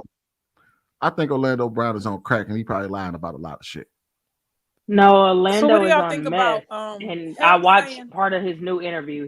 His brain is gone. Like it's pieces of truth. It's pieces of truth in there. Like you can see where it's like he comes into reality, and then he quickly like veers out of reality into like some other world mentally. I had to turn it off. I was just like, it's crazy. You know what I think of Orlando Brown and her too? Is that they know what goes on in Hollywood. So that's the piece of truth that they know. They know it's some wild shit that goes on in Hollywood. But the stories that they tell are untrue. So when they say, "Oh, I know there's some freaky deaky shit going on in Hollywood," all right, well, let me tell you how Nick Cannon gave me head in the back. Pause. Pause. That new interview, he put Nick Cannon in that. Mind is gone. Like it's like 14 families to take care of. He was not doing that. Like that's what they do. Like they know some, but then like that's of course she would do that. She knows that there's probably some weird shit that go on in Hollywood, but then was like, well, okay, well, let me go ahead and tell y'all about his secret things behind in Hollywood. It's like, nah, this shit ain't true. And it's the person standing on the corner, like dancing, staring at the sun. Like it's a different level of like their mind is not there. It's not there anymore. All right, we're gonna go ahead and transition, y'all. If you guys just tuning in, welcome to Lapeef Let's Talk. Make sure you hit the like button and also make sure you subscribe to the channel. We do have some super chats came through. Lord Giatron, member for 13 months, says shout out to the exceptional ladies out there who ain't ran down and ran through. The ladies who ask for good men but only qualify for average. GBG Sherelle says happy to see. She's a member for 30 months. Says happy to see you still going strong, JR. Much love and respect. You truly see a great man. Thank you.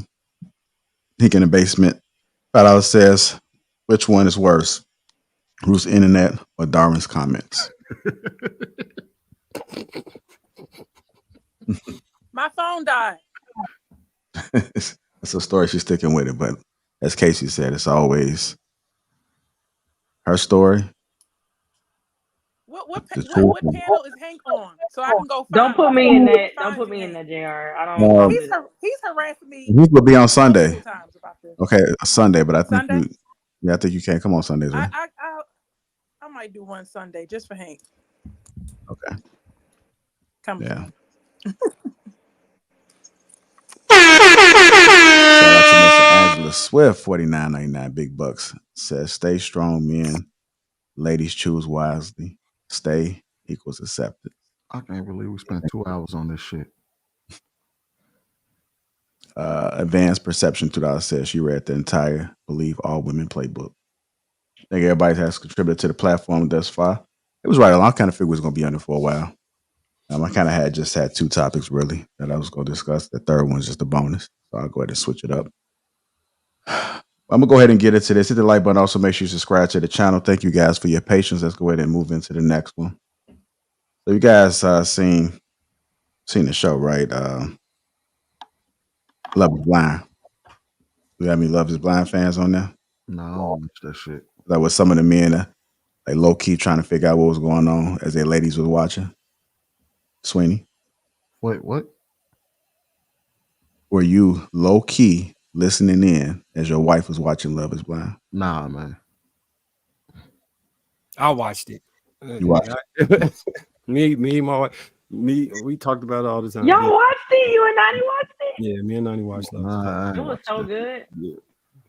All right, so for the people that don't know, I'm gonna go ahead and give y'all a little brief. So this is Clay and AD. AD is right there. He's on the left hand side, and that's Clay. So who is Clay?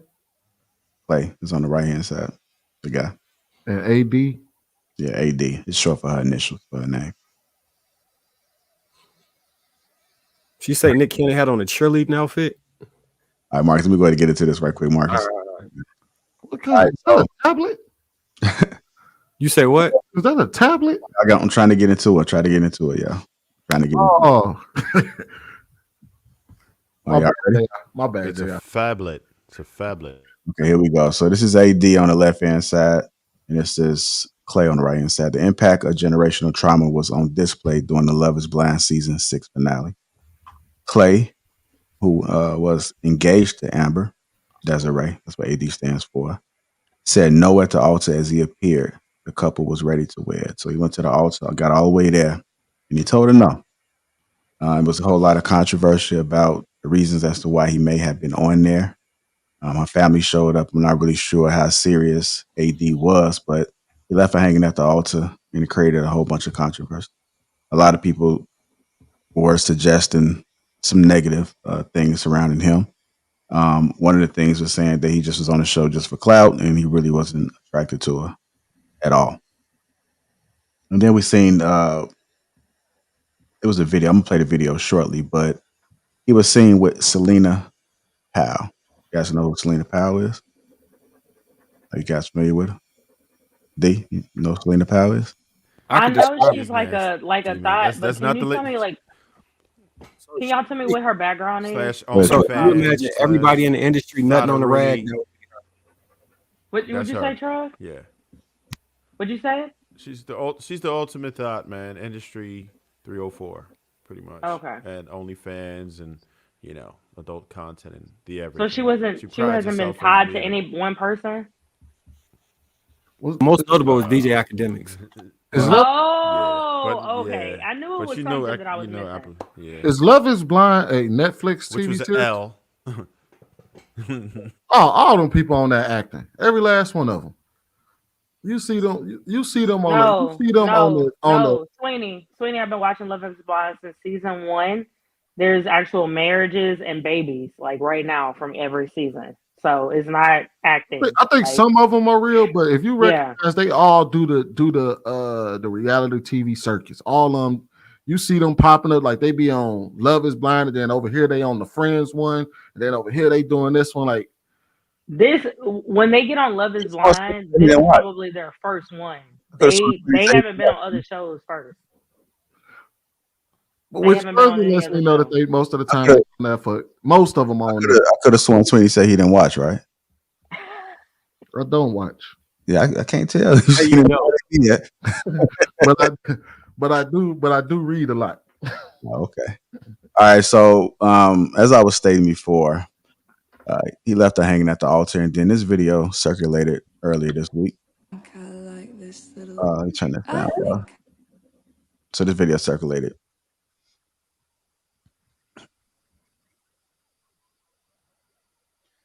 So this created a whole lot of controversy.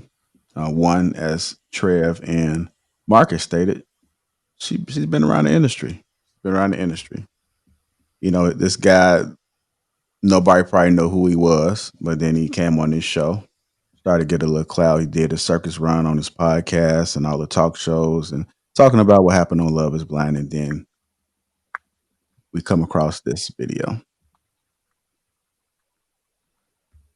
So I don't really want to talk about too much of that. I'm just giving you guys a background. Crazy but what came like that. Yeah, but what came out today was his publicist, former publicist. So, oh no, that's his mother right here. You want to read that, Marcus? From December 2023 to April 2024, I worked alongside Clay Gravesande. Let's just say Clay Graves as his publicist during our time together. Clay initially expressed desire to support and uplift Black women, especially in light of his recent television appearance. As a Black woman, I was equally committed to showcasing positive representation of Black relationships in media. During our previous partnership, we steered meaningful opportunities for Clay to share his perspective on various platforms, including TV shows, radio programs, and podcasts. We also worked on brand partnerships such as a Mother's Day campaign that aligned with this message.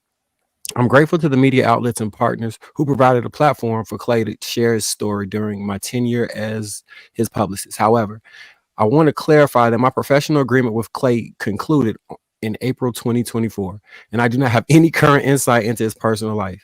As a communications professional, my focus remains on growing my Black woman-owned agency and amplifying positive narratives. I kindly request that any further inquiries regarding Clay's personal life be directed to his current representation. Thank you for your understanding and support. I think that's Jay McKee. What did I say? What? Just him, not all. Man, they all got publicists. But I mean, that don't necessarily mean it's fake. Got ousted. That don't necessarily mean it's fake. Bro, that shit is faker than the $3 bill. No, well, I believe that they are fake. I believe that Clay got on there with a motive, right? And the way the show ended, because everyone was really locked in because of the two of them, then he capitalized on the situation. Like, same way AD is capitalizing on it too. If you have a situation where you get on a show and it blows up, but it blows up in a situation where you have millions of viewers invested in who you are as a person, I'm sure everybody around them told them to capitalize on that moment and make some money off of it. Like, AD has been signing contracts with different brands and stuff because she comes off as a very self-positive Black woman who's assured of herself. So she's been doing clothing and skin lines and signing all kind of contracts with, you know, anything involving like confidence and Black women and women in general. So, I mean, opportunities are going to come if you're on a show like that, if you're captivating the audience, I think. But I do believe she got her heart broken and then she made the best out of the situation. So like I kind of really wanted to focus on her representing him, and then once he started dating Celina Powell, how she removed herself from that. Yeah, he was horrible. That's why she quit. So under her representation, we should have advised him to drop that contest before it ended. He clearly didn't want to marry that girl. He wasn't like attracted to her face. If she would have looked better, I think he would have married her. Like, I think her body was on point, but her face just wasn't for him. And I could kind of tell his type. We all could kind of tell his type. And she wasn't it facially, right? And it's not because I don't even think he didn't even date dark skinned women though. He didn't even date brown dark skinned women. So it was like I don't care how bad her body was. No, so we looking at her with all this makeup on. On the show, you seeing her without the makeup and all these extra filters and stuff. If the person that appeared in them filters was the person that was on it, that's one light-skinned girl. He probably dated light-skinned girls. I'm saying he said he wasn't even attracted to brown or dark-skinned women. So I kind of feel like I think she would have been cuter. That's another thing. Like, that's how I know that these shows, first of all, they be setting motherfuckers up. They do. Like, you know damn well he didn't want to. You knew damn well the moment he saw her face that it was a wrap, because he just told y'all, I'm not attracted to this type of person. And then y'all purposely put him with this type of person. Married at First Sight. That's not what happened. Married at First Sight does it all the time. The person literally says, I do not want this. He don't watch. But Sweeney, no. With I do watch Married at First Sight. That's what Married at First Sight, they do connect people that are literally like, I said I didn't want this, and they put them with them. No, Love is Blind, they are able to lead the conversation and attach themselves to whoever they connect with emotionally through conversation. The producers do not put them together. There's a wall, so you can't see the person, Sweeney. You can't see them. For the end of the show. And she picked somebody else. She picked the white guy at first, listening to his lies, and then she went to him as the rebound. So then he was like, well, dang, and that's how you know he wanted it so bad. Because after, like, what man is really going to choose to get engaged to you after he gets rejected right away? He wanted to make it to the end so bad. And the way he was like, he was like, okay, body, when she came down the aisle, the way he did it, he was just so dramatic. Like, I just want to be with you for the rest of my life, but I don't. And he just did it to the very last second. That's what was so annoying. It's like, yo, why you embarrass her so bad? She literally got forever on her wedding dress. Like, literally, it was crazy. So Ruth, I think she set him up. I think he told her beforehand when he told her, like, do we really got to get married? I haven't really watched the show. I don't think he wanted to marry her. I think he was letting her know. He was trying to get her to back out of it. She didn't. Then they got to a point in the show where if you didn't once they start setting up for the wedding, if you don't go through with it, allegedly, they have to pay them back for that. So instead of him paying for the wedding, he was like, all right, I'll go. And you can even see him on the altar telling her, do not say yes. He was shaking his head no the whole time. She said no. She said yes. Put him in a position where he had to be the bad guy and make it look like he broke her heart in front of the whole world. And her nieces and he brought his parents into the shenanigan. He's like, because you cheated on my mama. That's why. Yeah. That was he was driving on his dad. Y'all don't hear how scripted that shit sounds? No. Like, that man was like, he was cheering her on down the aisle only to turn her down at the end of that. Like, that don't sound like some drama, like some shit that you trying to create drama for. What I'm saying is she knew he was gonna say no the whole time. She just let him be the bad guy. She didn't know. Yes, she did. She looked bad. She looked real bad. Rude. I think they all know. Rude. She knew she wasn't ready for marriage. All right, let's try to get some other people in there, y'all. She wanted that money though, Casey. Yeah, go ahead, Darwin and D. Trev.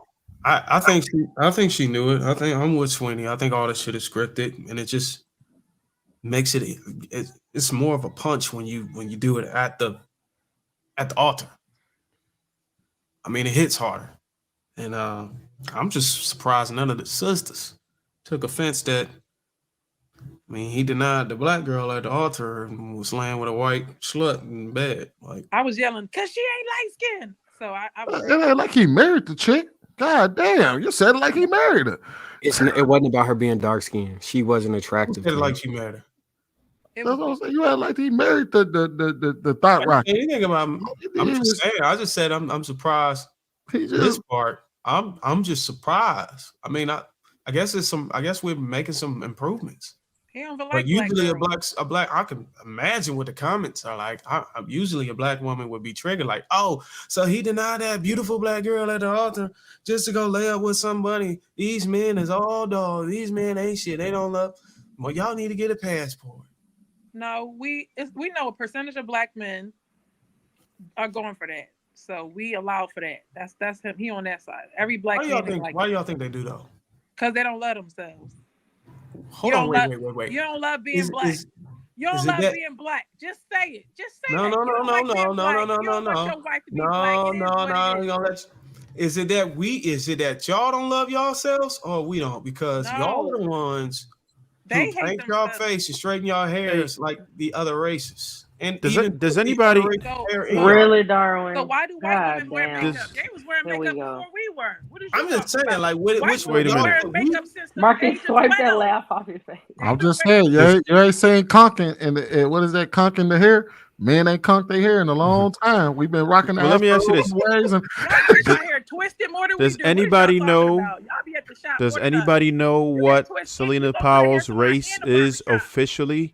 Because she's listed as being of African descent. So does anybody know different, that she's actually not just red bone? She passed for white though, so that's all that matters. Oh, come on. I don't care. That's what it matters, man. Y'all want a cookie to be with a white girl. Okay, do that. Bro, that is really all that matters. Don't you see something wrong with that? Ooh, I got a white girl. What you mean? You just got to pass for it, bro. Like, that tells me a lot about you. Bruiser is technically right, because if everybody thought she was white when they saw her, it doesn't even matter what her actual race was, because didn't nobody research to find out what she was. They just assumed she was a white girl. We don't care. Yeah, I don't know. I don't know about that, but I mean, even if that doesn't even matter, I think it's a bigger L, just the fact that she's been passed around the industry crazy, and she does adult content. Like, it's not even the fact that she's white or black. It's the fact that, okay, would I want to be with a woman who wakes up every morning to look in the mirror and literally denies herself and tries to be the other women, or I'll just be with a woman she try to be like every morning. AD is the blackest black girl. She was keeping it real the whole time, so she's not trying to be anybody else but herself. Even in her wedding dress, she dressed like a.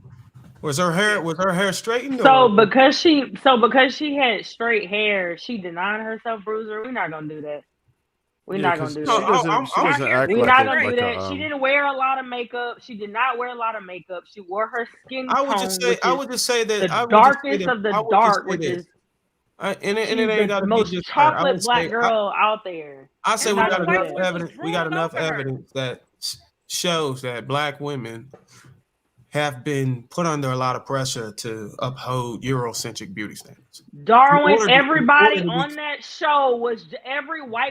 that show was jealous of the way she looked, hyped her up. All of their men wanted and was attracted to her, sexualized doesn't matter what the other woman thinks. And what she was. Was it her body or her face? Was it her body or her face? It doesn't matter. Women have different attributes. Women have different attributes. Some women have different things that they play up, and that's their strength. Some women only have face, and they don't have no body. Some women have body. You have men that's trying to tell y'all what it is, but y'all still want to. Y'all not all matter. men though. Beauty standards do matter. She wasn't ugly because all the white guys were drooling over her. She just wasn't a 10. So let me ask y'all this. Let me ask the sisters this: if every day a black man woke up every day to straighten his hair and get surgeries to make his nose pointy and narrow features to be like a white man, wouldn't it make sense just to go be with a white man? How does she get surgery to straighten her nose? Wouldn't it make sense to just go be with a white man to cut out the expenses annually that it's going to take for this man day in and day out to wake up to deny himself and be like a white man? When did she change her body or her face to look like a white woman? I'm just asking a question in general. It ain't even pertaining to her. It don't apply to that. So it don't make no sense. It don't apply to what? It don't apply to what we're talking about. So it doesn't make any sense. I'm trying to get you to think out of a narrow space and just try to get the context and why I'm saying this. You blame black women for everything, Darn. Just say that. I'm not. What did I blame black women for? You blame her for a man leaving her for somebody else. Like, I didn't blame him for leaving her. I said she's trying to be a white girl. That's what you're saying, right? She straightened her hair. I said, first of all I said was I was okay. I'll let you finish talking. All I was asking is why aren't the sisters triggered at this situation? They don't give a shit. Yeah, I mean, what do we? I mean, that's not true. Talking about I guarantee you, if JR pulled up the comments, yeah, you're right. If you pulled up the comments, it probably would. Thousands of threads of that what I just talked about. It actually, yeah, I'm sure it probably is. You know what's crazy? Because do you want them to be triggered? Yeah, do I want them to be triggered? He wanted me to be ghetto and have my bamboo earrings. Why? How's that me making sense? I mean, like, what you mean? From the comments I'm saying, how do you get that yourself to ask that question? Like, it doesn't benefit me we are not the same for women to be triggered, but it does benefit me to have a conversation. That's like saying, are we triggered at the NBA draft and NFL draft when they come up there with all of what non-black? They were. Like they were. It is at this point in 2024. It is what it is. You got to worry about yourself and what you do, and you can't be. I mean, like, what are you triggered by? Like, it's not nobody you're dating. It's not a person. So, ladies, why do y'all think that is? Why do you think this is happening now? Why do you think this is happening at such a rapid rate? Why is that? I don't know if you saw the Philadelphia Eagles pictures. Did you see the Philadelphia Eagles? Like, they showed a picture of them, and then they showed a picture of all their wives and all that. Why do you think that that's happening now? Because it's a trend and it's a status symbol, and also how Black women are in society. It's a gumbo of a lot of different reasons. It's not just one reason. So to come out with one reason to say that, what do you think is the primary reason? Okay, so these guys, in your own opinion, acceptance and lack of Black women being in the position to be in that situation, exposure a lot. If you if I go to my hometown of Baton Rouge, right? And if I go to LSU, right? LSU, the basketball team and the football team is predominantly Black, right? The student body is not.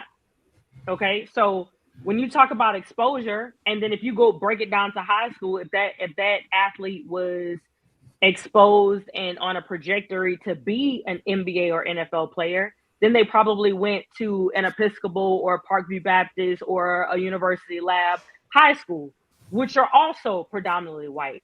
So with that being said, your child is going to be exposed to what they're exposed to, which means it's not going to be many Black girls in that situation, because Black male athletes have more of a chance of having full scholarships as athletes at all white schools over young Black girls. They're not. It's the ratio is like way off. The only problem with what you said, though, is Casey, problem with what you said, Casey, is that at LSU the Black population there is 15.6%, 15.3. That's more than the national average. And what is the cheerleading team and the Golden Girl team look like, and the Tiger Girls team look like? I don't think what are their immediate surroundings look like?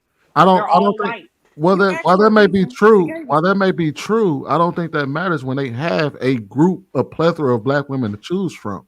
15% is not a plethora at a 70,000 person school. But if you look, but in America, 50 to 70,000 students, 15% is not a lot. Hold on, Casey. But in America, in general, the Black population is only 13%, and across America in general, we marry at an 80% clips within our race or date within our race. So how is it that it's different for a campus with a 15% Black rate, 15% population, when like that should mean LSU still has a Black student union in 2024. They have their own separate student union in 2024. So that should show you what it looks like as far as the exposure and the mixture for students within classes and within the campus itself. It's very segregated. I don't think that makes sense. Athletes are not. That doesn't make sense. You might as well say that makes sense. The reason why that don't make any sense, because then if you extrapolate, what doesn't make sense? I'm gonna explain. If by what you're saying that all these Black athletes started dating white women only because they didn't have access to Black women, despite there being a 15% Black population, and considering that majority of them were probably women, that they had this available to them. If you extrapolate that to America, where there's only a 13% Black population, most of us should be marrying white women right now. It depends on your surroundings and your environment, Sweeney. It depends on your surrounding and your environment. If you are in a predominantly white neighborhood, at a predominantly white school, in a predominantly white situation, you're going to be surrounded by predominantly white people. Here's another problem. So why aren't the black women? So why aren't the black women going with white men at the same clip if that's the case? And you're talking about the athletes who, like you said, have the pick of the litter, meaning they could get what they want. That scarcity, there could be 1%. Those they're not desired. You're right. Black women in that situation on a college campus are not going to be pedestalized like a shack on a white campus. Like, let's be real here, y'all. Here's another hole in your point about being. So what's stopping a black man from going to the black student union? Hold on, real quick. Let me just say this real quick. Because they're athletes. Here's another athletes hole. don't join the black student union. I joined the black student union when I was at an all-white school. When I was at an all-white school, there was plenty of black athletes in the black student union. You still said that it's only 15%, so it's still predominantly white that you're going to be surrounded by, Sweeney. But the black student union is predominantly black. Y'all not looking at. Nobody's looking at. Regardless of being at a predominantly white school, you got to understand that we're talking about black men. You still got to compensate for the culture. Even if a black man is in a location where it's predominantly white, you got to compensate for his culture. It doesn't mean that he's gonna his access to be around black women is shut off, because where he tends to hang out at, the clubs he tend to go at, to actually go out and meet women, those things still exist. There's a lot of I think the guys can agree, regardless if we in a city where or a suburb where it's predominantly white, we're still going to gravitate to our culture. We're still going to gravitate to the location. Yours is 98% white. We drove an hour and a half to Hartford. The fact that we don't have access to black women just because how many black people on this panel been to college? Is asinine. How many black people on this panel been to college? The very first day you was on campus, what was the first thing you tried to find? Where the black people at? Thank you. Where the black people at? Yep. But Sweeney, he just made my point. Thank you, Sweeney. We're talking about something that out of all of us, like world, when we're talking about men, only Marcus on this panel has been exposed to that world. So you giving your point of view in that situation, it doesn't make any sense. We're talking about D1 athletes that having white women fawn over them and throw themselves after them, right? Rich white men that can do so that want the their daughters to be with now she's rich getting white to the part. fathers. Now she's getting to the reason. White fathers. I said it's not only one reason. I said it's not only one. I said it's a number of reasons. I said it's that first reason was irrelevant. A gumbo of reasons. Y'all just don't agree with it, but that's fine. You don't have to agree with it, because I have people like this in my life. I know athletes. I have athletes in my family. I have people that are elevated at a different level, that has been exposed to a different life of the hood or whatever, all predominantly black areas or predominantly black situations. You're going to go to and gravitate what you're exposed to based on your impressions of your parents, your family, and whatever else is going on. It's a lot of different factors. So when you have people that just want you to make it, they're not going to be pushing your family and culture around you are not going to be pushing black culture on you. They're not going to talk about, oh, you need to marry a black woman to have black kids. They're not going to be talking about those different things, but they're also wanting you to flourish and grow as an adult by yourself. So if you're in a class of 1,500 and you only got 30 black girls, but you got 300 to 400 to 500 white girls who have fathers that are politicians and coaches and high up in the community, as a young kid or a young person, you're going to gravitate to the access that's going to get you further ahead in life. And it just is what it is.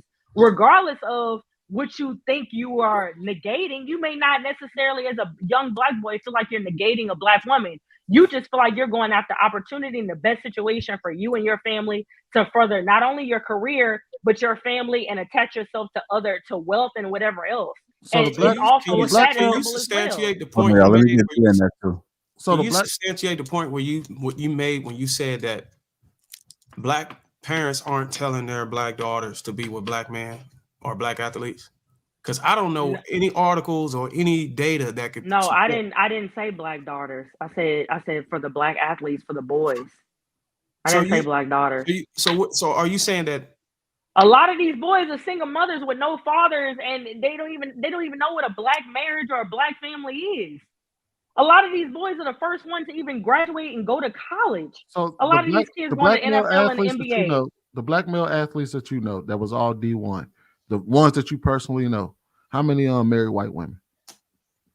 Right off the fact, for Philadelphia Eagles, about 5 or 6. Out of how many?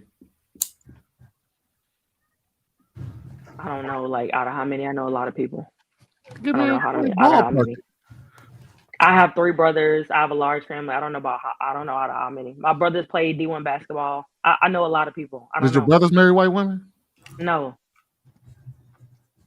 So, like, my parents have also been married for 48 years. My parents also ingrained in them to be with a black woman, and they also have a black sister that's prevalent in their life as an example, and she has a black husband. So it's a lot of different factors when you talk about what you're exposed to. But you're listening to all the being African American. I don't think kids have to be ingrained that they need to be with the same race. I think that's an innate thing.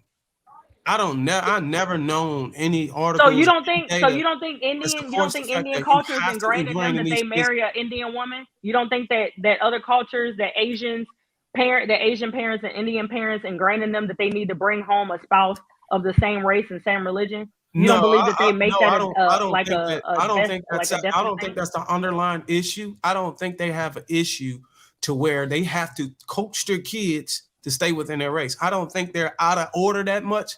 To where it's an eye opener where hey, look, you have to marry within your race. It's not about what the standard of that culture is. I'm talking about black people specifically in this case. I don't see where black people have to say, boy, you gotta marry a black woman, or you should marry a black woman, or you shouldn't. I don't see this case. But I think that we're naturally drawn to the black woman.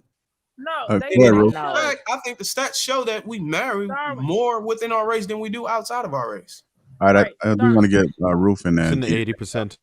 Go ahead, Ruth. We're talking about athletes and why they marry other. It's two different. Yeah, it's 2 different things. I would even say athletes marry within their race more. They are. But y'all just started a conversation saying where the trend come from of the opposite. I'm saying the race, the issue with the race or being told by a parent is irrelevant. I think the issues that you're trying to align is trying to escape the fact that the beauty standards are not important enough to talk about right now. That's your point. I would say it ain't got nothing to do with the race, culture, or nothing. I think a lot of these black athletes are marrying these women based off of or being with these women primarily off of their image, and we just keep finding a way not to talk about that part. Where did they learn that image from? A black child needs to be told to marry black. But the parents are not. You grow up. The black kid is the only person in America. You still ain't talking about image. I didn't finish. Do you want to go? No. I'm just saying. You said something about image and you just went away from it. Okay. No, because I didn't finish and you interrupted me. The black child is the only child in America that is basically seeing all of these images, right? Just like you said, the black woman is why is she trying to be like the white girl? Because ever since she's been born, that's her beauty standard. And when I say beauty standard, everything on TV, they're taught that they were ugly. They're taught that they're the paper. I said this earlier. No, let's stop. No, Ruth. Didn't I say this?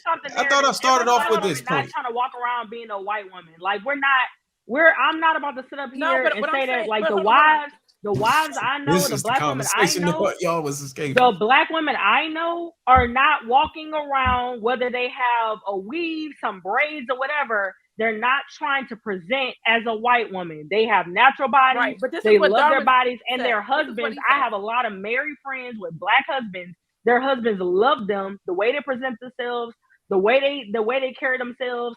I wanted a chocolate husband because I wanted a chocolate daughter. Period. Point blank. My daughter's darker than me. But this is what looks like just like me.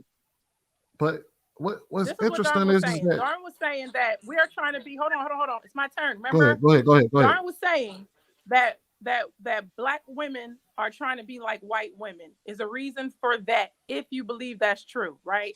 But those words are my words. But I appreciate you trying. Same black girl, black boys have the same problems, same issues, and that's why they think white women are the prize because if you're told that, if you're always minimized and some other race is magnified, right? If we were in Africa, it would not be the same thing. It would not be at the same rate. So yes, it is a problem. It is an issue. It's not because you're trying to blame black women for what certain black men want to do. If you want to go marry a girl outside of the race, there's guys that do that. There's black guys that will not touch a black woman. Okay. There's another black guy that only want to date lighter women. That's okay. But there's also a black guy that thinks black is beautiful. And they also, what I notice is that when they come up with the woman, that their wife is black. But if they meet her at the finish line, they want something else. So that is also a pattern. We have to consider all of these things. The question is, I think that's completely. I think that's completely wrong. See, we're ignoring something else. And Darwin, I know you were making a point there, but we're really ignoring something else, right? And Dr. Umar Johnson talked about this, I guess, a couple of weeks ago or so.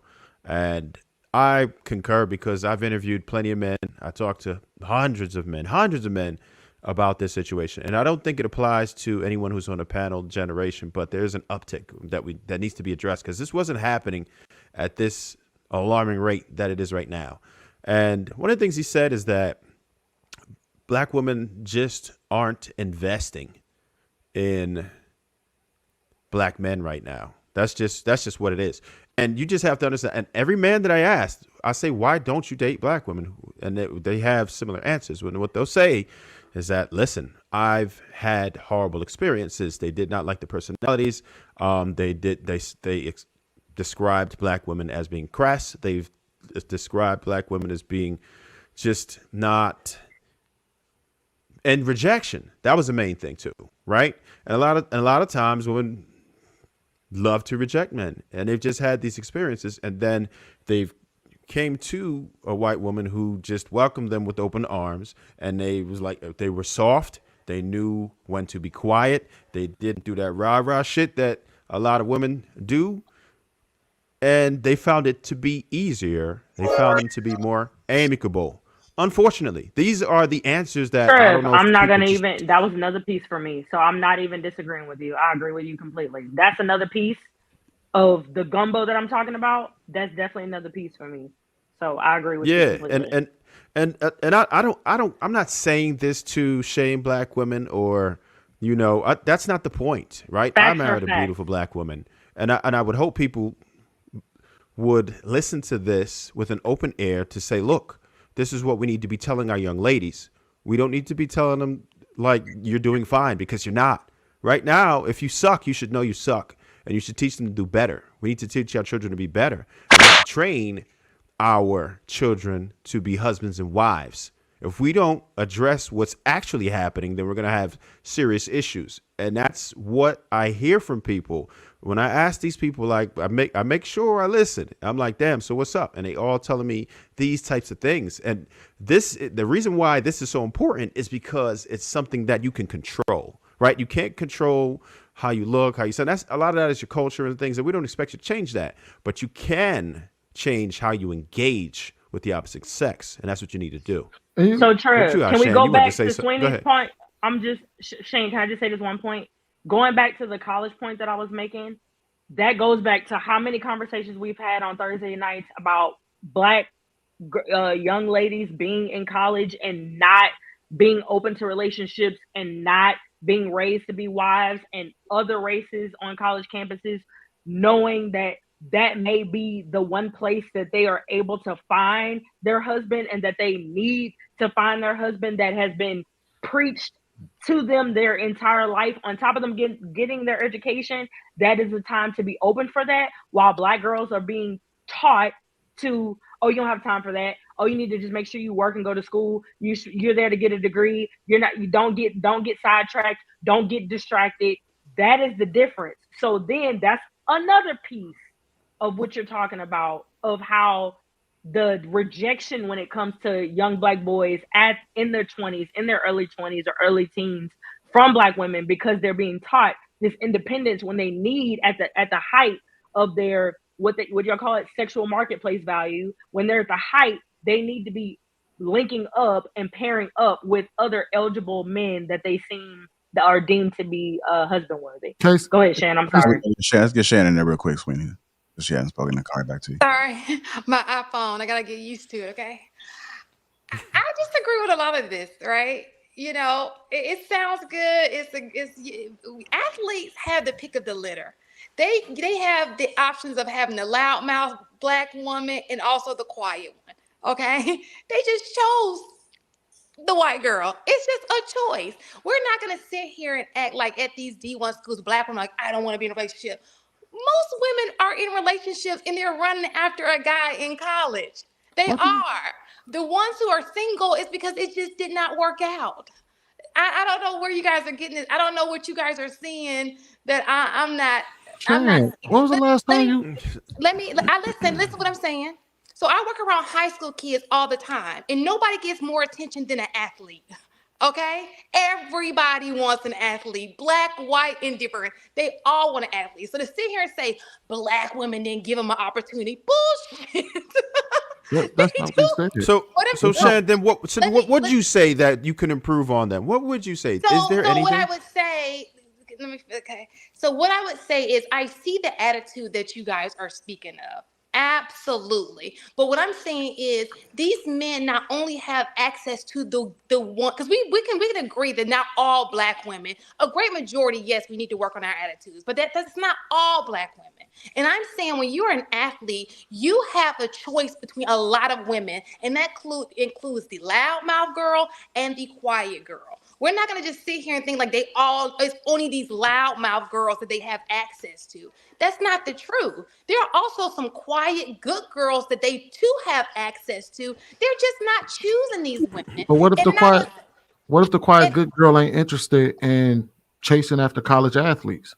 Well, a lot of them would say I don't date athletes. Sometimes the boy has a big ego because he knows he has a future, right? He has a big ego, and this literally happened to somebody I know. She was talking to an athlete, and his ego was so big that she couldn't even deal with it. It was ridiculous. It was like, oh, you need to run after me. You need to chase after me because everybody's telling her, oh, you need to be with him. He's an athlete. He's gonna be somebody. You gotta let him do whatever he wants, and she was not having it. And that's fine, but that would make you not selected. I do think that there are some women who may be like, I'm not going to chase. It's not that, that serious. And those are the women that you really want. Because what I can tell you that white girls have that black women don't have is the art of finesse. Okay? They will finesse the hell. Hey, listen, they will finesse the hell out of you. They got us sitting here having a whole conversation about them. And they only want you when you got something. And y'all can't even see it. Fair, but the women only. But you're saying it as if that doesn't apply to all women too. Let me tell you this: they only want you when you got something. And let me just say this too: it's to all the athletes out there. No, don't try to convince them to switch things. Because let me just say this: because I had a great deal of research on many of them. Okay. Okay. What is your research? And like you said, I'm agree with you though. Why can't I remember? She gonna try to make it the black man's fault. Sweetie, I'm not. Ruth, you talking about Ruth? Ruth, what you doing, Ruth? Listen, Bruiser, I can't see. Let me finish, y'all. I'm gonna agree with. Let me go out and come back in. Everybody was just quiet. Okay. Your finger froze.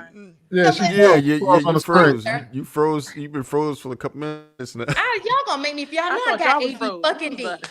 Mine started. Hold on. But anyway, hold on, y'all. Let's get a point out. I would agree with Bruiser.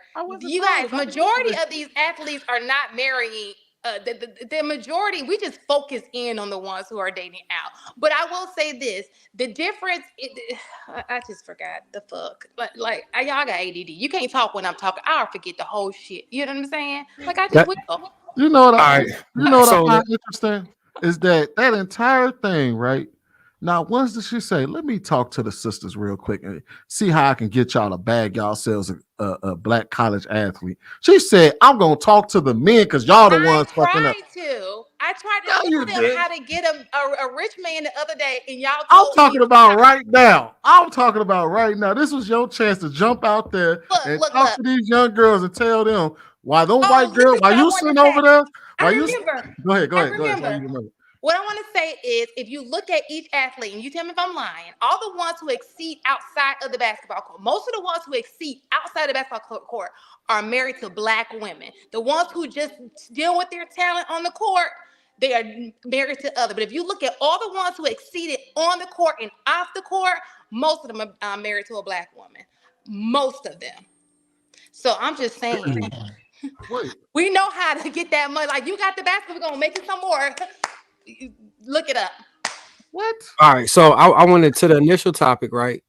Clay, I think, say Shan would have walked out there, he would have married her still. He would have went through with it.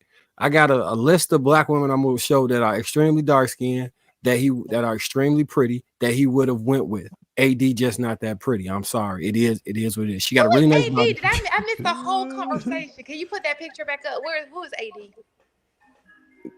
Like, oh, if this woman would have been there, hold on. If this woman would have, tell he wasn't interested in her. You're right. I saw that.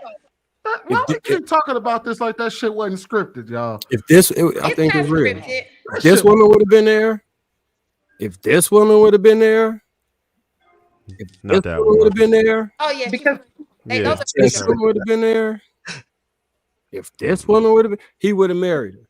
This woman. Let me tell y'all how reality TV works. As a person who did a reality show, you only get paid when you are there. So people be pretending just to keep that check going, right? Until the very, very end. Now they don't. The producers don't tell them to pretend. That's in their head. They've got to pretend themselves to just win it to get to the end, because you only gonna collect that check as long as you're on the set. That's all. Whether it's scripted by the producers or whether it's scripted by the producers or the participants, that shit is scripted. Just like when her ass walked her ass down that aisle, because I did see the clip, and she and all her Black girl magic and we gonna be forgetting wedding forever bullshit. That shit is scripted. That shit was bullshit. No, you need to watch it, Sweeney. You will see it's parts of it. I think they have storylines that they choose to run with, but I don't think it's scripted like that. Man, bro, I'm saying scripted, bro. I don't think it's scripted like that, because these people get married, they have kids, and then they follow them into their marriage and all They that. got a 10%. Hold on, wait. So me and my wife looked it up because we both watched Married at First Sight. That was one of the shows we did watch. We looked up the data on how successful they had the success rate of these shows. And all of them are hovering around the like 10 to 15% success rate. This shit is they all. And I'm gonna be real, it's all the Black ones that are successful. They all on there. Even a married at first sight. Majority on there are on there to get their name out there, to get their followers up, to get a bag. Most of them out there to be seen because it's reality TV. Yeah, that's true. So, now, are there people who you need to watch the show, Sweeney? Because if you see it, they even call people out who they allege were doing that, and then bust them on the reunion shows. They put their social media. They embarrass. Yeah, that's all that shit is still scripted. That's No, the person who calls out the person is probably doing the same shit. Say that they're opportunists, Sweeney, but it's not. It's not scripted. It's not scripted. Sure, it's not scripted. What I mean by scripted, I guess I'm using the wrong word. What I mean by scripted is all of them are on there for bullshit intentions. They're not on there to actually find love or find relationships. They all on there for majority of them are on this show to be seen. And they do this and they go through the little rigmarole and act like they love each other and all of this and tries y'all love. And then they break, if they make it through and get wet and get married, they wind up divorcing quickly afterwards, or they wind up finding themselves in this situation where he decided to be dramatic on the show. Because come on, man, that dude, man, you know, I swear you're a strong Black queen and I will love you forever. But watch this show. You need to just watch. I watched enough of these shows to know this is bullshit. You're gonna enjoy it, Sweeney, if you watch the show. Hell no. Other thing, in regards to Celina Powell, I think all this shit. That's like saying we scripted up here, like we got scripts, like we all just come together and then we talk. How many people came up there? So you ain't never wrote some shit down and said it. It wasn't a script. I thought about it. I want to forget why somebody was talking and then read what I. People come up. Wait, what you talking about on this? Ain't y'all Hey, Darwin, you do that? You be right. You be right. Yeah, Darwin White. Hey, white scripts and shit. Hey, Darwin, if I really want to make a point and get clipped, I'll write down my points, my bullet. No way. I can tell. No way. I'll write down bullets, so I don't miss nothing. You know. Take away. Man, you over here. You cheating, bro. Hold on, wait. Take away. Bullets down? Yeah, you cheating, bro. Man, I write words. I even write shapes. Nah. Like if I want to talk about ass, something, I'll write ass. You supposed to be coming off the top. Pause. Ain't none of that. Take away. All right, let's keep Lapeef.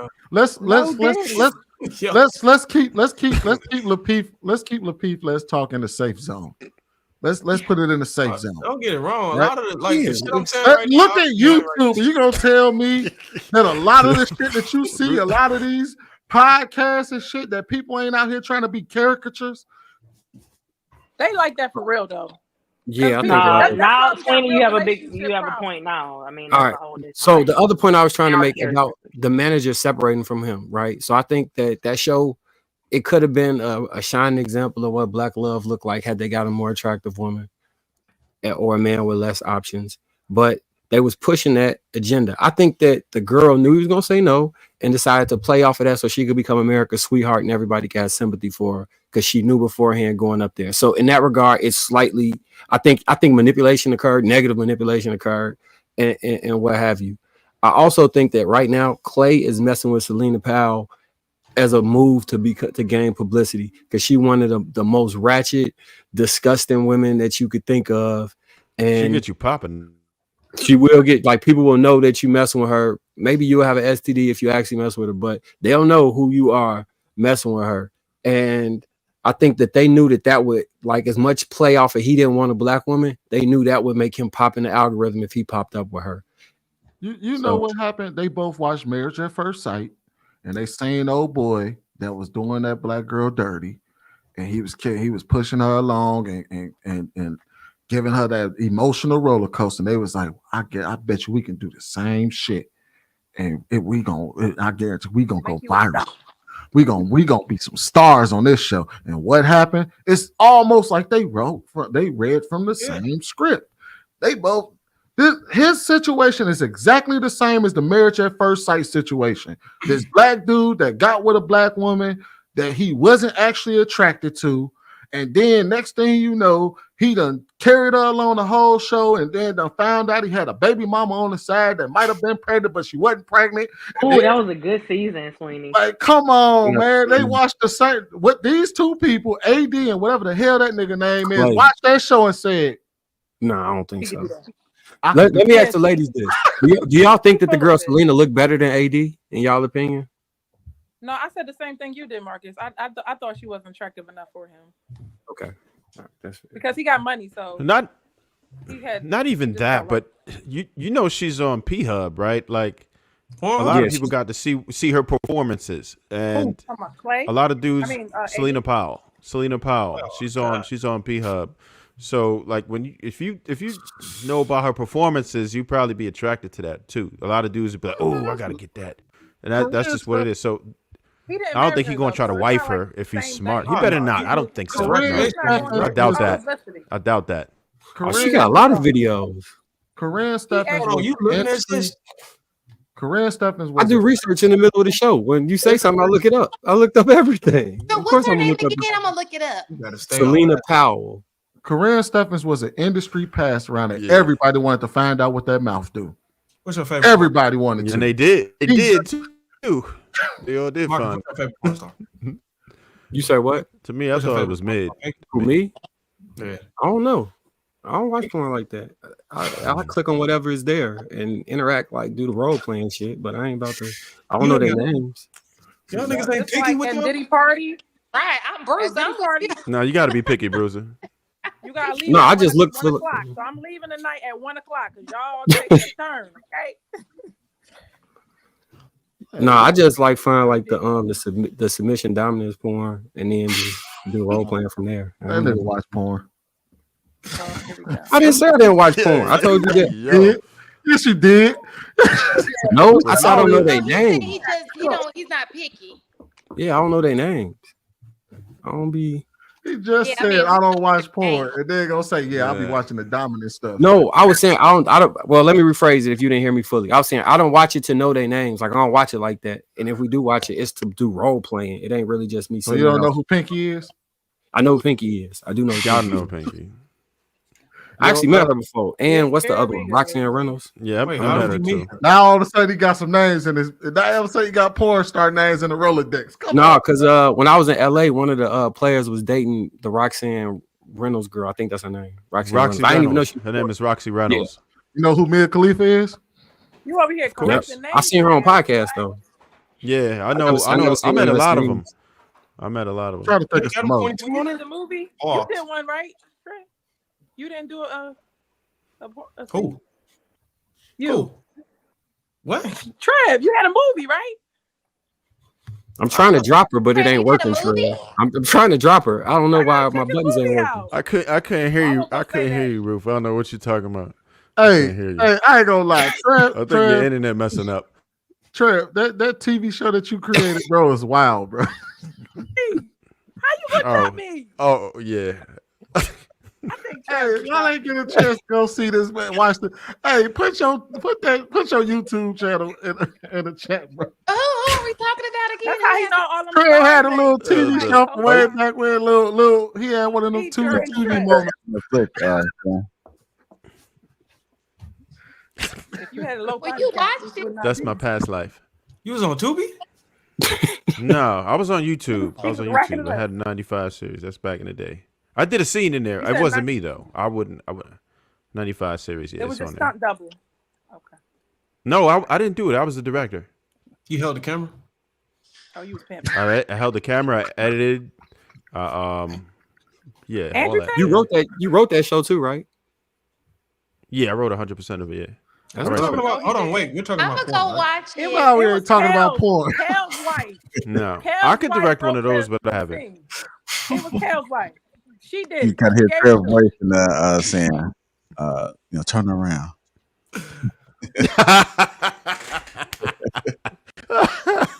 It was weird. I could tell you the first scene is a scene like that, and I'm not going to say if it was real or not. I promised him I wouldn't tell, but the opening scene kind of shows him. Yeah, it opens with that. Yeah, kind of. Yeah, he could do cracking in the house. Hey, Shannon, if you watching this show right now, you ain't shit for that movie that you put out, bro. The pimping movie? Yeah, man. He gonna leave. Like, who stops the movie midway through and just ends? I'm like, went on strike. Like his writers went on strike. He just cut the movie off. Somebody told him to check out, and he just cut the camera off. He had my internet service. I was mad as hell. I was like, damn, this is actually pretty all right. And then it just ended on a cliffhanger. I'm like, what the fuck? It ended on the cliffhanger?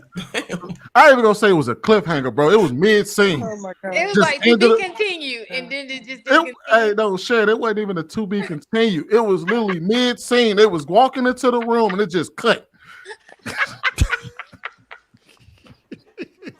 You know what's crazy? This nigga Adam 22 and his girl is sitting on the couch, fully dressed in suits and cocktail dresses, watching this girl do porn.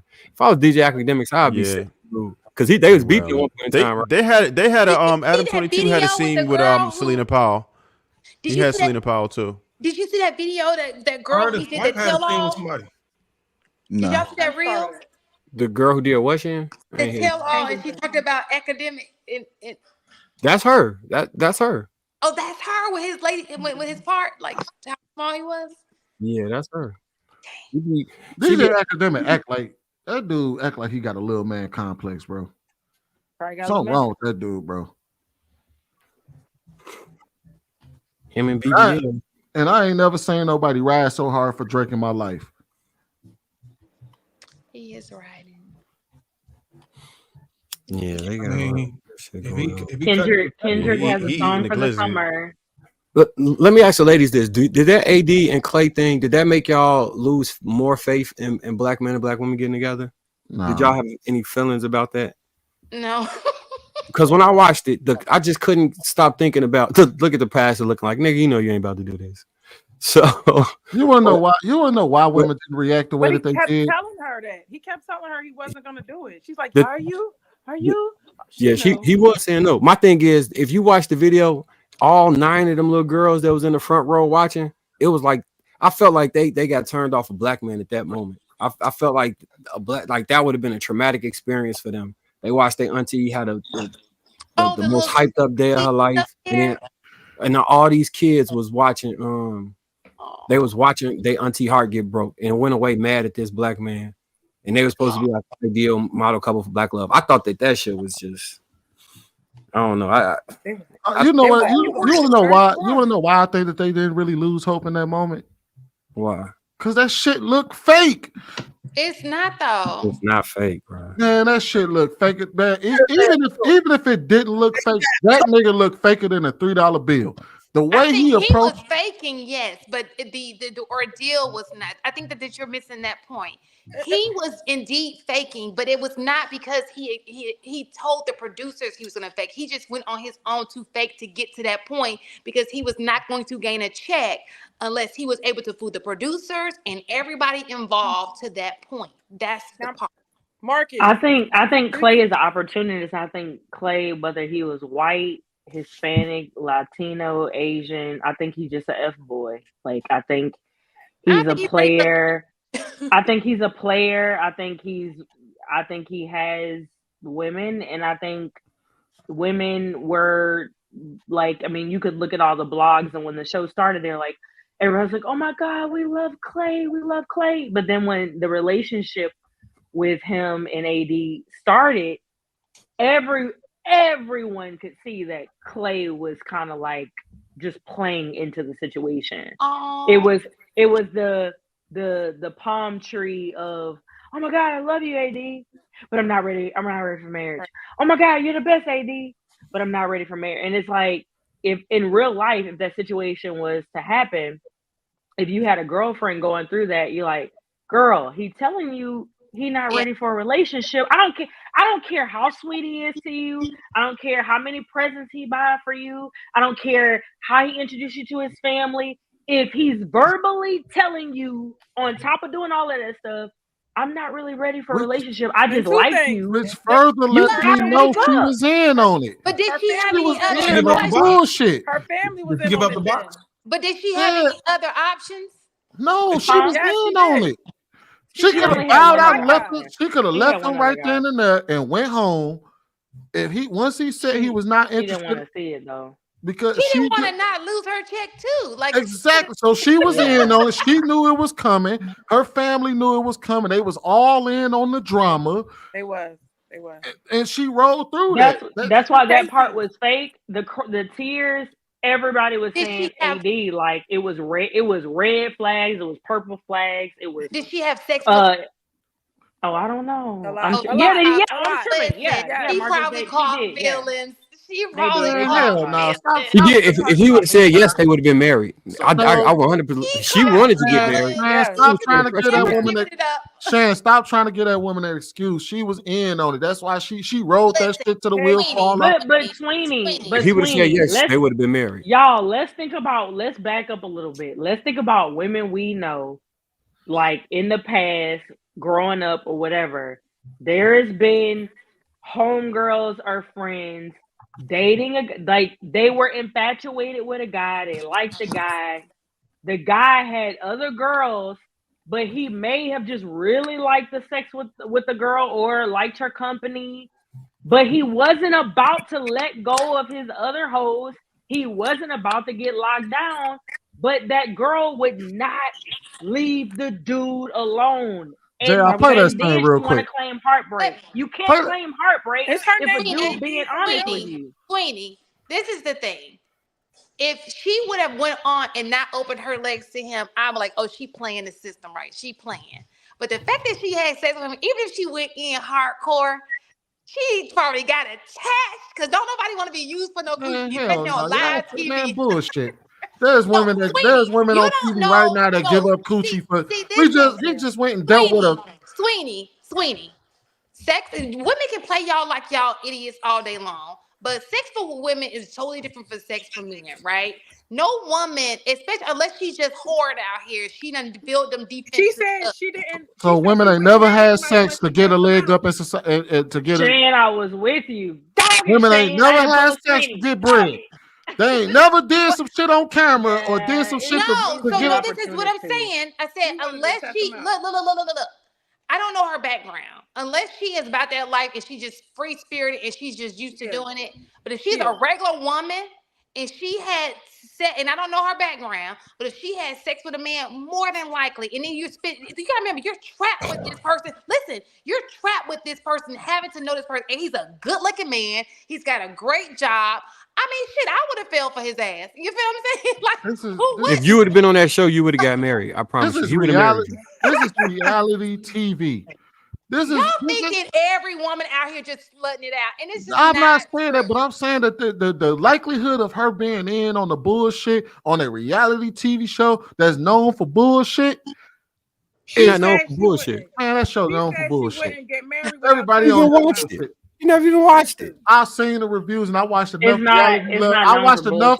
I watched enough relationship reality TV shows to know bullshit when I see it. And that shit that happened at the end of that show, because I watched the scene, because I was like, damn, they have a pregnant couple and married couple from last season. Like they all getting married and pregnant. Do they have instances where some people do wind up getting married or finding love? All shows have an instance where some people married at first sight. There's multiple families. So what's the percentage? The success rate is 15%.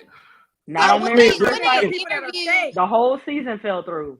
No, that's not true, Saint. That's not true. The success rate for Marriage at First Sight is like we're not talking about that show. Not Marriage at First Sight. I know, not Marriage at First Sight, but Love at First Sight. It's like Love is Blind. Love is Blind. I can't remember I think it's Love is Blind is like 10 to 15%.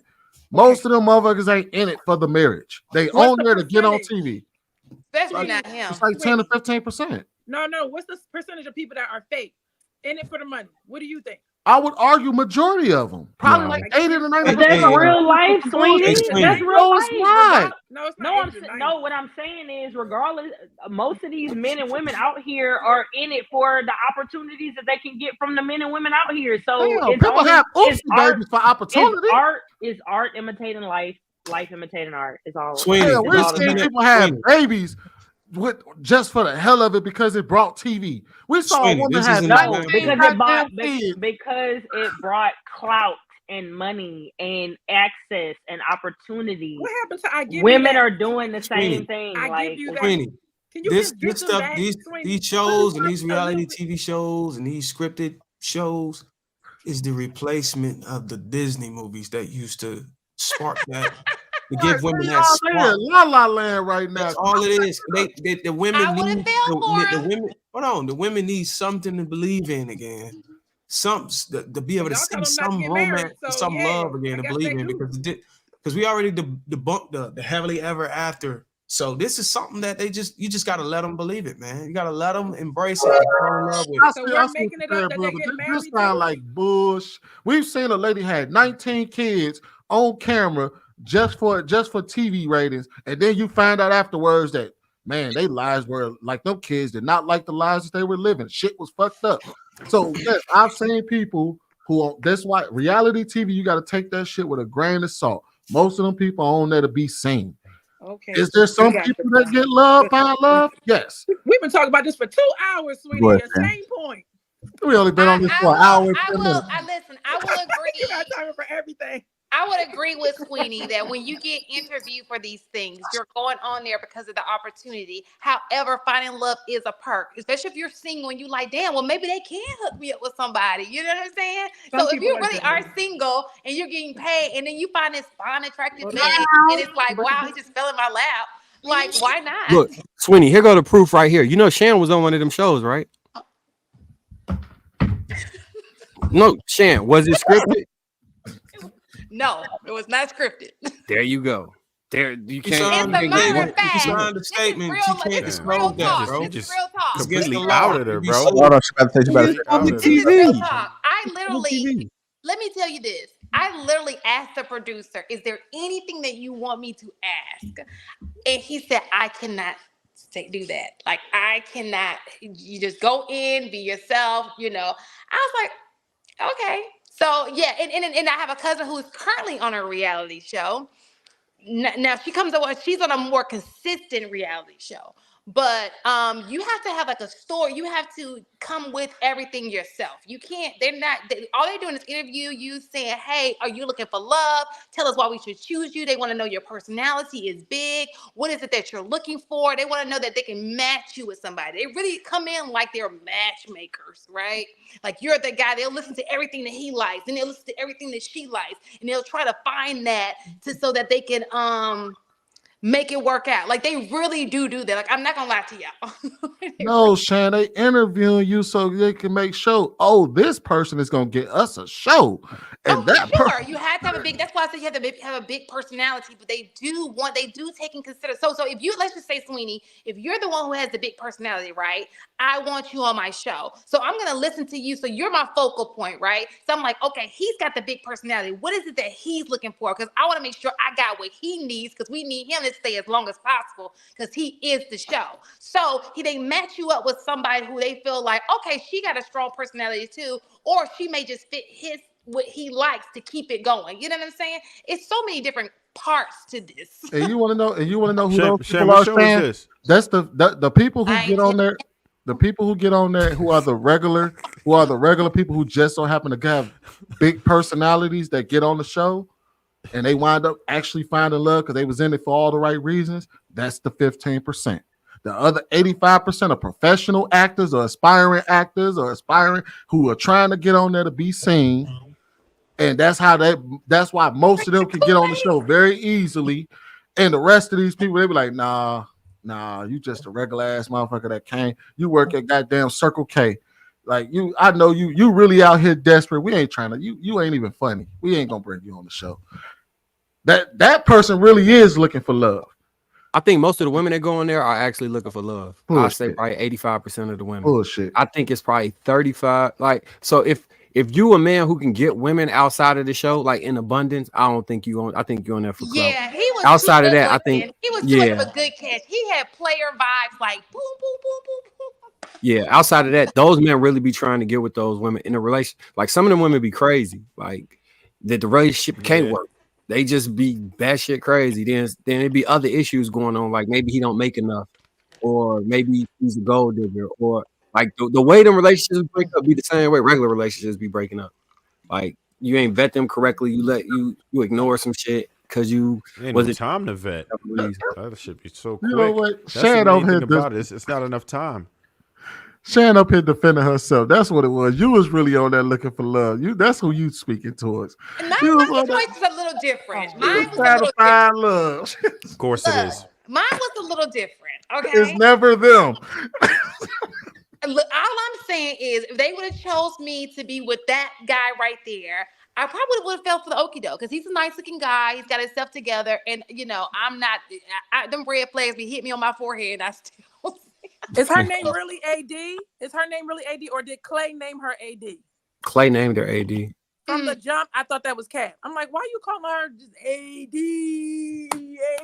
And he was like that. I'm like, yo, what?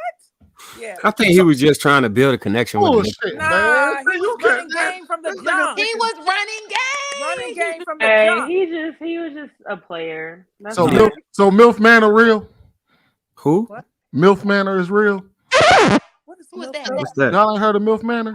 Basically, a bunch of MILFs go on the show with their sons, and their sons start dating each of the moms and shit like that. Oh, what? No, I haven't heard it. I don't know what you're talking about. Look it up real quick. Look it up. Look at MILF Manor. Where you get these reality shows from?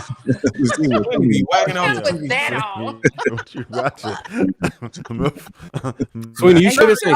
Y'all ain't never heard of MILF Manor? No. Wow. No, I got an idea why you decided to watch it.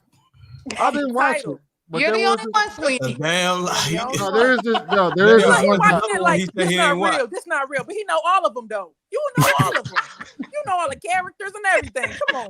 No, seriously, there is this guy on YouTube that because I like to watch a lot of people who react to TV shows, because I don't actually like watching the TV, even movies. like I learn about the movie through the reaction, not the actual movie. But like he reacts to a lot of different like old reality shows like Ice Road Truckers or what was that one, the Repo one and all of that. And one of the ones that he was reacting to was MILF Manor. I was like, what?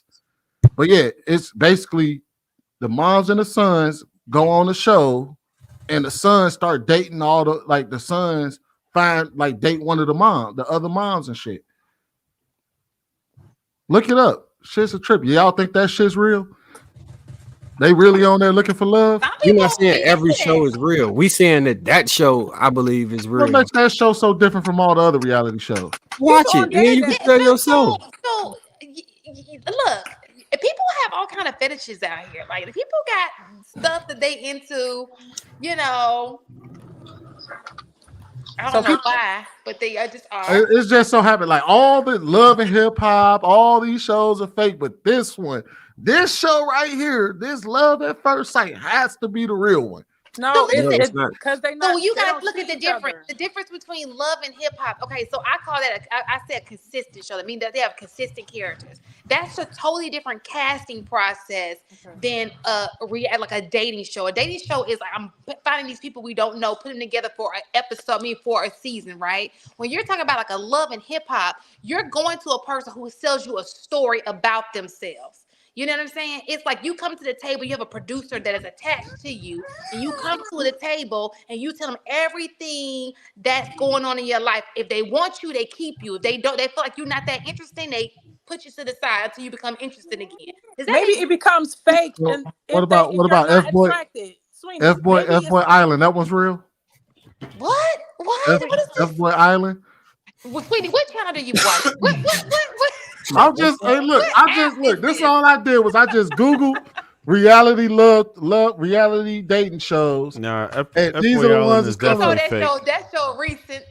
Are you the one? Is that one real? Love Island, is that one real? Love Island is good. I like Love Island. Paradise Hotel. That's good too. Married at First Sight. Ready for Love. Pause, yo. Maybe it's when they're not attracted to each other. That's when they start being fake. But if I'm just reading through all these reality shows that we keep trying to say all these are fake. No, we didn't group all of them in. We talking about one specific show, and you got to watch it to see what we talking about, man. Come on now. Ava Love Real. I Love New York. The Bachelor. Sweeney, it's not the same type of show. You just got to watch it, bro. You just gotta watch it. It's worth what you're gonna watch the whole thing. If you only defending the show because that's the one you like to watch. If I showed you all these other shows, you would not be. What'd you say, Shan? I'm gonna watch it. Yeah, it's a good show. I saw the clip when she got denied, but I'm gonna watch the whole show. All that shit fake. Do you ever let anything go, Sweeney? No. I can see. I can tell. You're right. Poor wife. That's it. Aww. Let me get to these super. Damn. Parker said Ruth need a Boaz for that phone. Miss Parker, 199 says Bruiser, we ain't mad at that he laid up with a hooker. Scott says in college at least when I went love frat guys. This person love frat. So they love frat guys. Irish got $5 says Alpha and Kappa men's and the Qs have 85% of the women on Cap. Why you making that face, Shan? You know it's true. And your son the Q. My son is Omega and he better not. Your son got work. I'm still here. Love is Blind has a 10% success rate. Most dating relationships have like less than that, probably. Yeah, and you gotta think. Look, they meet them people, and then the span of 2 months they get married. That's a crazy percent for you having 2-month relationships. And they You're gonna lose. Kids. You're gonna lose. I'm waiting on them to come out with the TV show called Love Can See. I bet you that bitch have a higher success rate. Love Can See. So the whole thing is the people swing. And it's not working anyway. You got people who say that they date for attraction, right? So if I was a man that didn't get any women in real life, I would 100% go on this show and try and find a wife. Because Because they may match you with a person who's attractive, right? Or shy, or if you couldn't find a woman, they wouldn't even let you on the show. Yes, they would. It's plenty of men that's awkward as hell. Then because they don't get it. The premise is that women pick based off of the 666 stuff, right? So they're not supposed to tell them how they look, how tall they are, or how much money they make. They're just supposed to build a connection strictly off talking to them through a wall and getting to know them. And in that They don't case, see each other. they don't see each other at all. The person, like if you tell, like in one episode, the girl said she looked like Megan Fox. They was mad at her because that ruined the experiment, and she ain't look like Megan Fox. Megan, not at all. Not at all. So they build like the thing about women, and I believe this to be true. This is why I really think it's real. If they have an opportunity to like you outside of the other factors, by the time you bring the other factors in, it won't matter as much anymore. So if they built a connection with you and fall in love with you as a person, and then they see that you're not that attractive, they'll still stay with you. It'll be interesting to know how long they film. How long? I wonder how long they film. That's gonna be the key thing. Like how long is their filming? I believe the pods are 2 weeks. 2 weeks. 2 Just weeks in the pod pods. portion. Mm-hmm. And they get engaged after 2 weeks. Mm-hmm. They have to. Yeah, move that's forward. not. Yeah, it's too small. It's too short of a time frame. They hours and hours talking. So I don't think they don't have TV, and all they do is I done talk to Negroes all day long. It's still No cell phones, no music, nothing, no radios, no boom boxes. Do you know how much personality you have to have newspapers to be able to talk to somebody through a wall every day and keep them entertained? That's a. It's like when you was in high school and you get on the house phone and y'all talking to the sun come up type shit. It's and hold on, wait. And how do most of those conversations they done within like the first hour or two, and you just sitting there quiet or sleep for the rest of it? You from Chicago, right? You heard the Do or Die line where he say conversation on the bomb. If you pause for a minute, you can start walking. Yeah, they under that act. You know what I'm saying? Where you're gonna have to regale them verbally. That's the mental stimulation. Way too much credit, because I ain't never seen you go so hard for a show. I got you, Marky Mark. Thank you. This man riding for Love Is Blind, boy. It's really good. It's really good. But for 2 weeks, and people have been together for like 6-7 years. Because you know what show is real though? Like in 17, I believe, or 18. You know what show is unequivocally real? Wrestling. No. Bad Girls Club. That shit's real. That shit's real. Yeah, real sometimes they be doing the most because it's Bad Girls Club. Like they know that's what they're they go in there with that ruckus. So. They be getting down on that. Yeah. I know a couple. And Zeus is even worse. Zeus Network is even worse. Oh yeah. Well, it took Bad Girls Club coming out. That's where Blueface found old girl at, right? Sweeney, do you think Krishan and Blueface relationship fake? Faker than a $3 bill? So no. I don't believe they relation. I think their public persona is fake. What part of it? Them fighting all the time? No, that shit's real. Because I know batshit crazy when I see it. I think like the way that they go, I think when they're in public, that shit's fake. They be doing the most in public. They do the most in public, but all the shit they do in public, they definitely do that shit in private. Her getting it, like, you don't tattoo a motherfucker on your face and not be real. That shit's real. She's batshit crazy, and he's just as crazy for dealing with her. So like, so that tattoo is real. Yeah, that tattoo is real. She's nuts. She's a nut job. His mama a nut job. He a nut job. That whole situation is just nutty. I'm still tripping on this man. Shot dude in Vegas, got off. What? Like he got convicted and got like dinner probation for a shooting. I say, Blueface. Oh man. Oh yeah. Well, yeah. Good lawyer. I mean, at first we thought Sexy Red was acting, and we know that's not the truth anymore. It's real. It's one of those. It's one of those things. Red hype. Like, what are y'all? I'm not understanding what y'all are getting out of this. Who is y'all? Who you talking to, Shane? Oh, the masses. Like, what? What are they? Out of what? Getting out of what?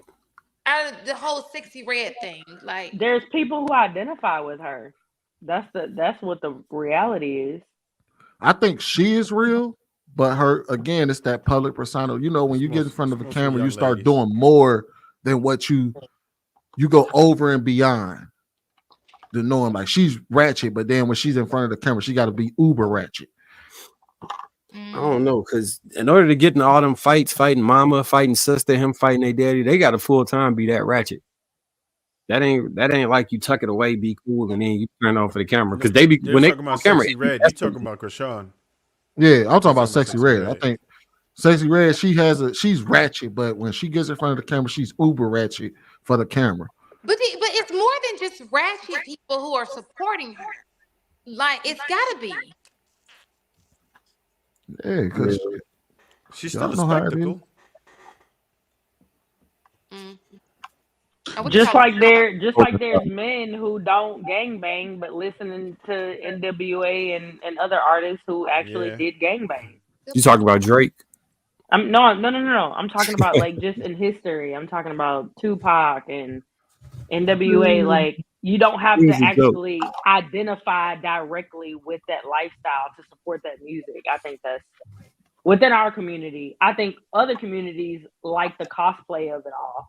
But I think with our community, I listened to NWA, but I never really found any lyrics that associated with being a gang member.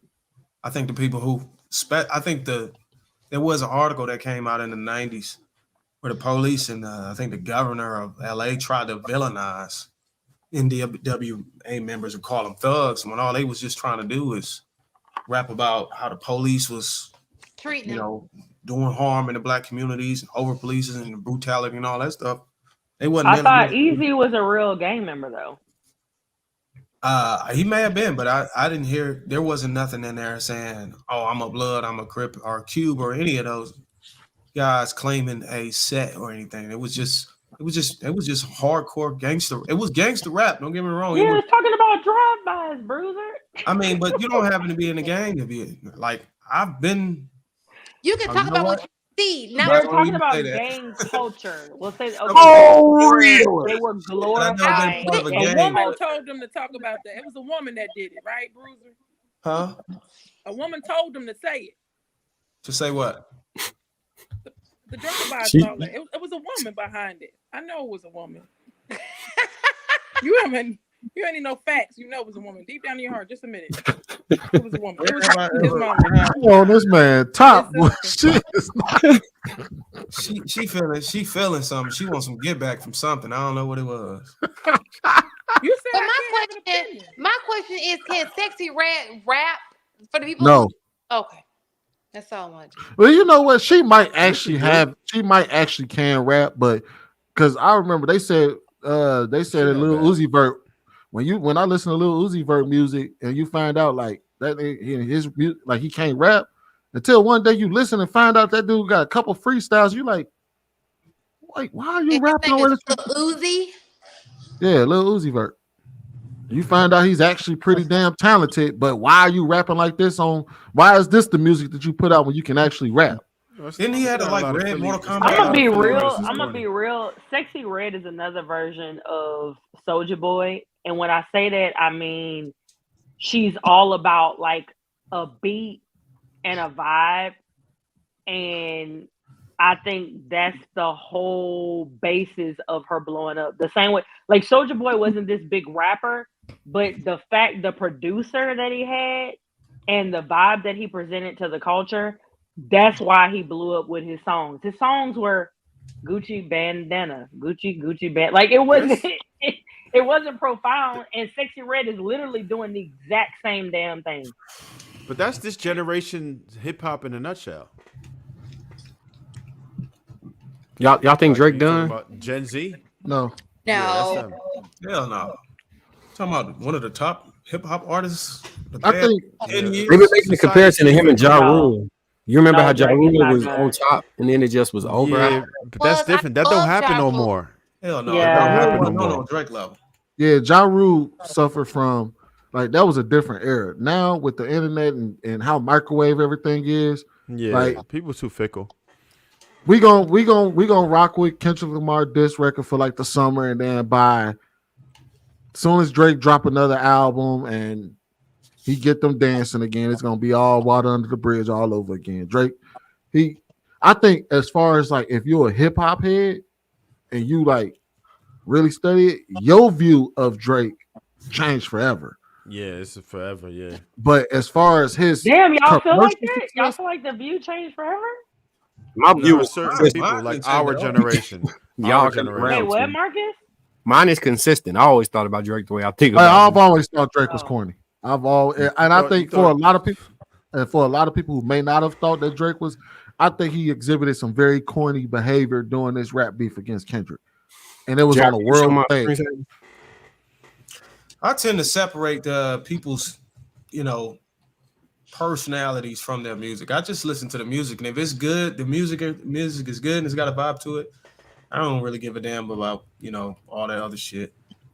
No, but even his music, like his everything about Drake just comes off as corny. Like, and I figured that I found out how corny Drake was when he did that song with Chris Brown, and they had on like him and Chris Brown was supposed to be doing like a dance battle in the video. Are you talking about No Guidance? Yeah, one of the best songs of 2019. Yeah, the good song. But when he tried to do that dance battle, man, I said, "Oh, this nigga is corny as shit." Yeah, I didn't really judge. I didn't really judge him for that. Don't make me feel like, no different about the track though. Like, yeah, it doesn't. I didn't think that deep into it. I think there's somebody that just going back to the whole black athletes. I think people like who they like, and like you don't have to fit a certain mold to be likable because there's an audience for everything and everybody. I do understand what Kendrick is saying, like, saying that he's a boy. When is he going to see the man? I do feel like Drake is kind of stuck in this era of making the type of music he makes. But at the same time, I still appreciate the music. He's one of those artists that's going to ride the generation after him wave until because it is a reason why because a lot of people talk about like the Drake stimulus package and all of that. But he's technically eating off a lot of these young artists as well. You jump on it like a vulture. Yeah. He found a sound that's up and coming and popping. He still imitate, cosplay it, and then pretend like he put them on. Really just stole their sound and brought it to the mass. He Elvis. Do the Elvis shit. Or sign and shelf you. Yeah, sign. Yep. Make you. Oh, you need to write 2 albums for me before I let you out there. Sorry about that. I don't know. I kind of think I say it's 60-40. I 60% believe he can survive, but I think it's 40% that he might actually be done. No, he ain't done. What does he got to survive? Like, I'm like, this ain't. If Eminem can survive the racial tapes, he can survive this. So you got the number one song in the world is people calling you a pedophile. I think you got to survive something. Yeah, that's a hard. You can't.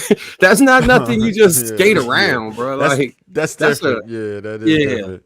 And then these dog videos just came out too. I don't even want to talk about what that. What dog video? He done been hit. Yeah, audio. I'm sorry, audio. Not gonna say video. Audio. What he do? What he do to the dog? Video. I have no idea. It's just audio. I can't confirm and deny anything, but that's what I'm saying. A lot of people are running with it. A lot of people are running with it. That's what's going. You know what's gonna get Drake? What would do Drake in, bro? It's not even Kendrick Lamar that'll do him in. It's if evidence start popping up of all this shit. Like if you start seeing videos and stuff like when that stuff starts surfacing, because it's the same thing that happened to Diddy. Yeah, was there an accusation? Cassie would have heard him, but it wasn't until everybody else started coming out and telling stories about this dude where it was like, oh shit, yeah, he's done for. It's a dude in the UK who known for going to Dubai, him and his sister, and being porta potties and then doing bestiality scenes. I guess him and Drake follow each other, and he had put up something like, Drake, a favor for a favor. You need to promote my mixtape album. So they like linked him to the guy. I can't think of his name, but then that bestiality video got sent to ACT, and you heard the dog in the background whining and crying, but we didn't actually see it. Then they say it's a hotel called The Mark. It costs $75,000 a night, and it's on page 91 of Epstein Black Book. like that the mark is in there, and they was making other allegations about what was linked to using that hotel. I don't know. He got a lot of allegations he fighting, not to mention them other videos and they reviewing his lyrics and tweets and all that stuff. They building. That's what we're doing, man. I don't think it's necessarily Kendrick Lamar that's going to do this. If there's actual credence to everything that he said, it's a domino effect. Which happens. Well, the nails and the hair clips and all that stuff not helping him.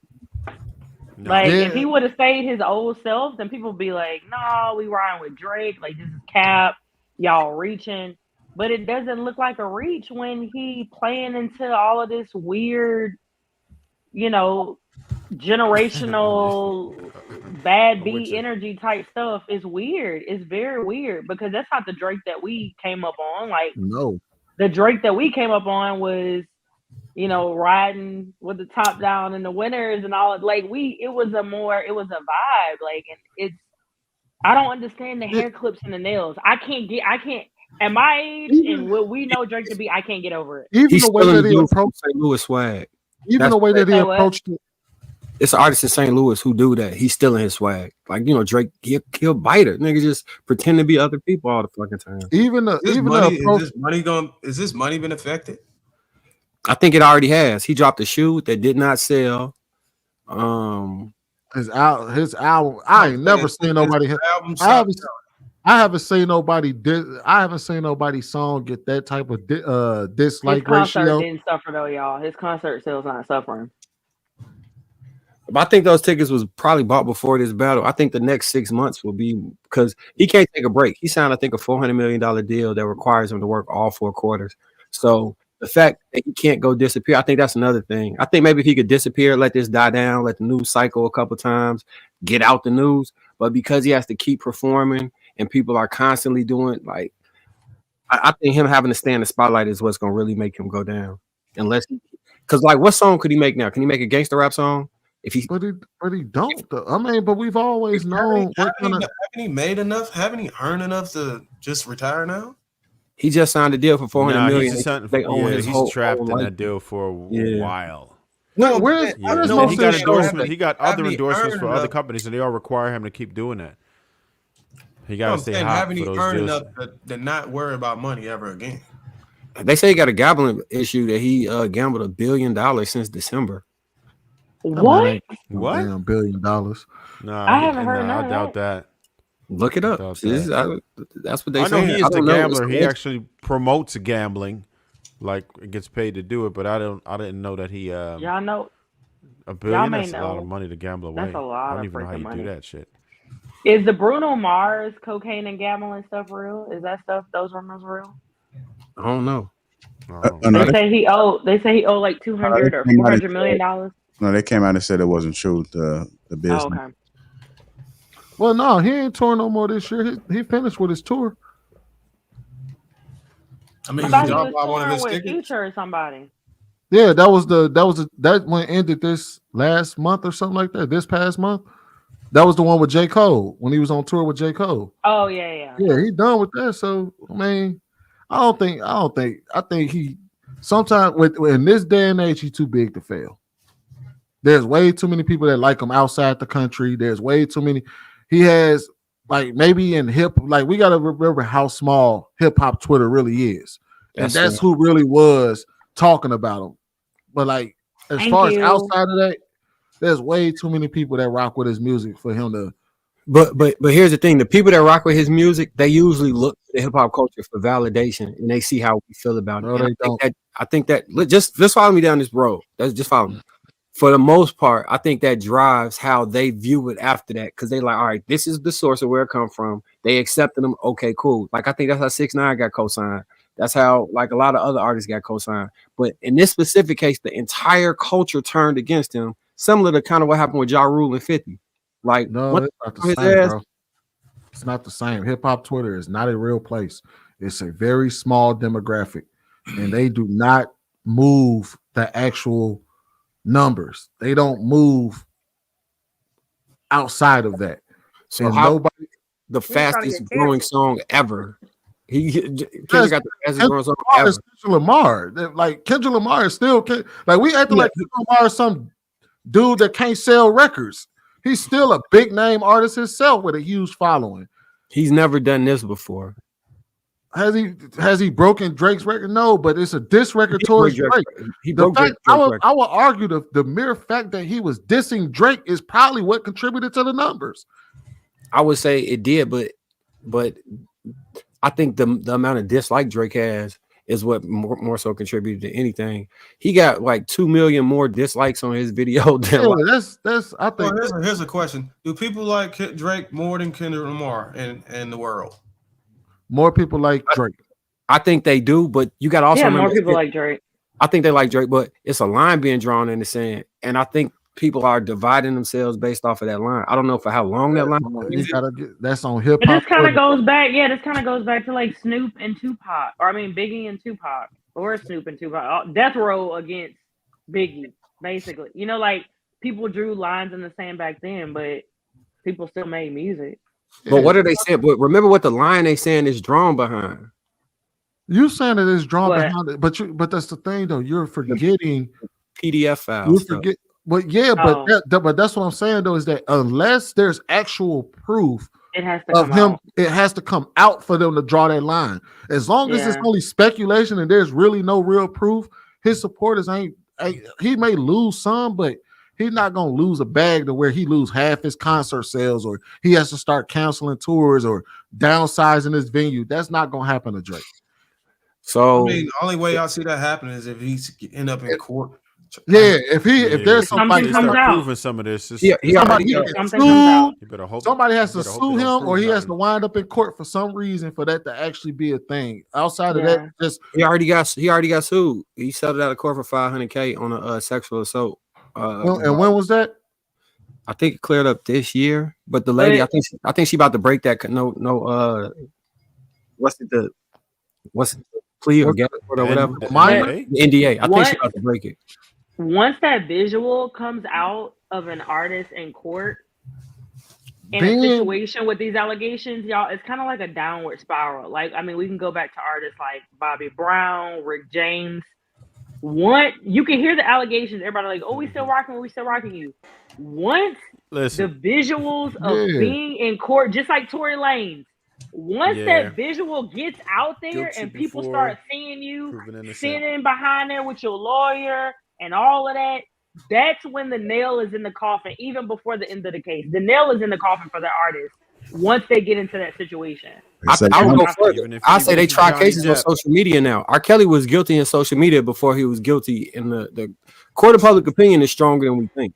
Like, especially in this case, it's much stronger than we think. Yeah, but that's the thing. I don't think he's being convicted in the court of public opinion right now. I don't think Drake is being convicted in the court of public opinion. But once an artist gets into that courtroom, they also start losing all executive power, all endorsement deals. Everybody start backing away. Yeah. So not only nobody backed away Drake. I'm saying once they get into that visual of being in a courtroom with lawyers and everything, even if at the beginning, like it's still hope. But once they get into that situation, everybody with the powers that be in the industry will start to remove their hands from that person. They want nothing to do with them. It's a done deal. As a matter of fact, Casey, here's the tripped out part. I think Drake is on the same level as, if anything would happen to Drake, it'd probably be on the same intensity as far as what happened to Chris Brown. Like, he went to court, you know what I'm saying? But he just bounced back. You want to know how back though, Bruiser? He not bounced back because Chris Brown was slated to be one of the. Brown he's still underground at this point. Like he's a big artist, but he's underground because certain people don't rock with him. He can't get on shows. He can't get tributes. He can't get a lot of the accolades that he's supposed to get at the level of talent that he is. Because of his past, because of the courtroom, like it just is what it is. You want to know how I know that Drake ain't gonna fall? You know how I know that Drake ain't gonna fall off? Is because he's starting to be because the people that Casey is talking about are actually protecting him. They wrap themselves like the dude of UMG Music wrapped around them. There's so many artists. You talking about Lucian Grange? Yeah, all of them are protecting him. But what Casey is saying is once he's in that courtroom, if you start seeing people pull their endorsements, that's when you know he's gonna fall off. But until we see that, Drake ain't losing shit. He not losing. He not losing. I think by the end of this quarter, because one thing about C-suite executives, they don't really have any insight or foresight. All they care about is the numbers and how to quickly change things for the board members, like as quickly as possible. And I think that this quarter is going. They're making a lot of money on the disses, right? Like right now, they're making money off of that stuff. So this is going to be a profitable quarter. I think the next quarter it falls all the way off. And then they're gonna start trying to figure out what to do next, and if they can cut their losses. I don't know how his deal is structured. I don't think Kendrick Lamar diss record did that much to him. The only way I see that happening to him is if there's actually any real evidence of him actually being a PDF. Look, now, is there any evidence about QAnon? You know what's gonna happen with that? You know what happens with that? Like just because people see, let's say anybody had some type of beef or some type of question or some type of encounter that they would never talk about before. They're now emboldened to come out with this claim because you always see them pile up. As soon as somebody has one idea about them out there, some type of narrative, now everybody comes out. Bill Cosby. And you just start seeing it. Yeah, everybody all of a sudden, 20 years, 10 years ago, me and your cousin was doing something, and then all of a sudden out, and they got a whole story behind it. And they got they have a new narrative about you and this characterization that may or may not be accurate, but people believe it because of timing. They might have been sitting on it like, now's my moment. Now they'll believe me. Now I can say this. And then somebody might have had a good time with him and be like, you know what? I think he took advantage of me in retrospect. Rick James was fighting his girlfriend plus extra other women. Like he was fighting the girlfriend that he was with. Then he had a whole plethora of other women that he partied with years ago that came out with the girlfriend. Then the girlfriend was like, oh no, he didn't do that to me. But then it was too late. All the other women that came out. So somebody said in the chat, they said he gonna make a whole album about this ordeal and get richer. That's Drake's motto right there. That's the corny shit that he does that makes him his money.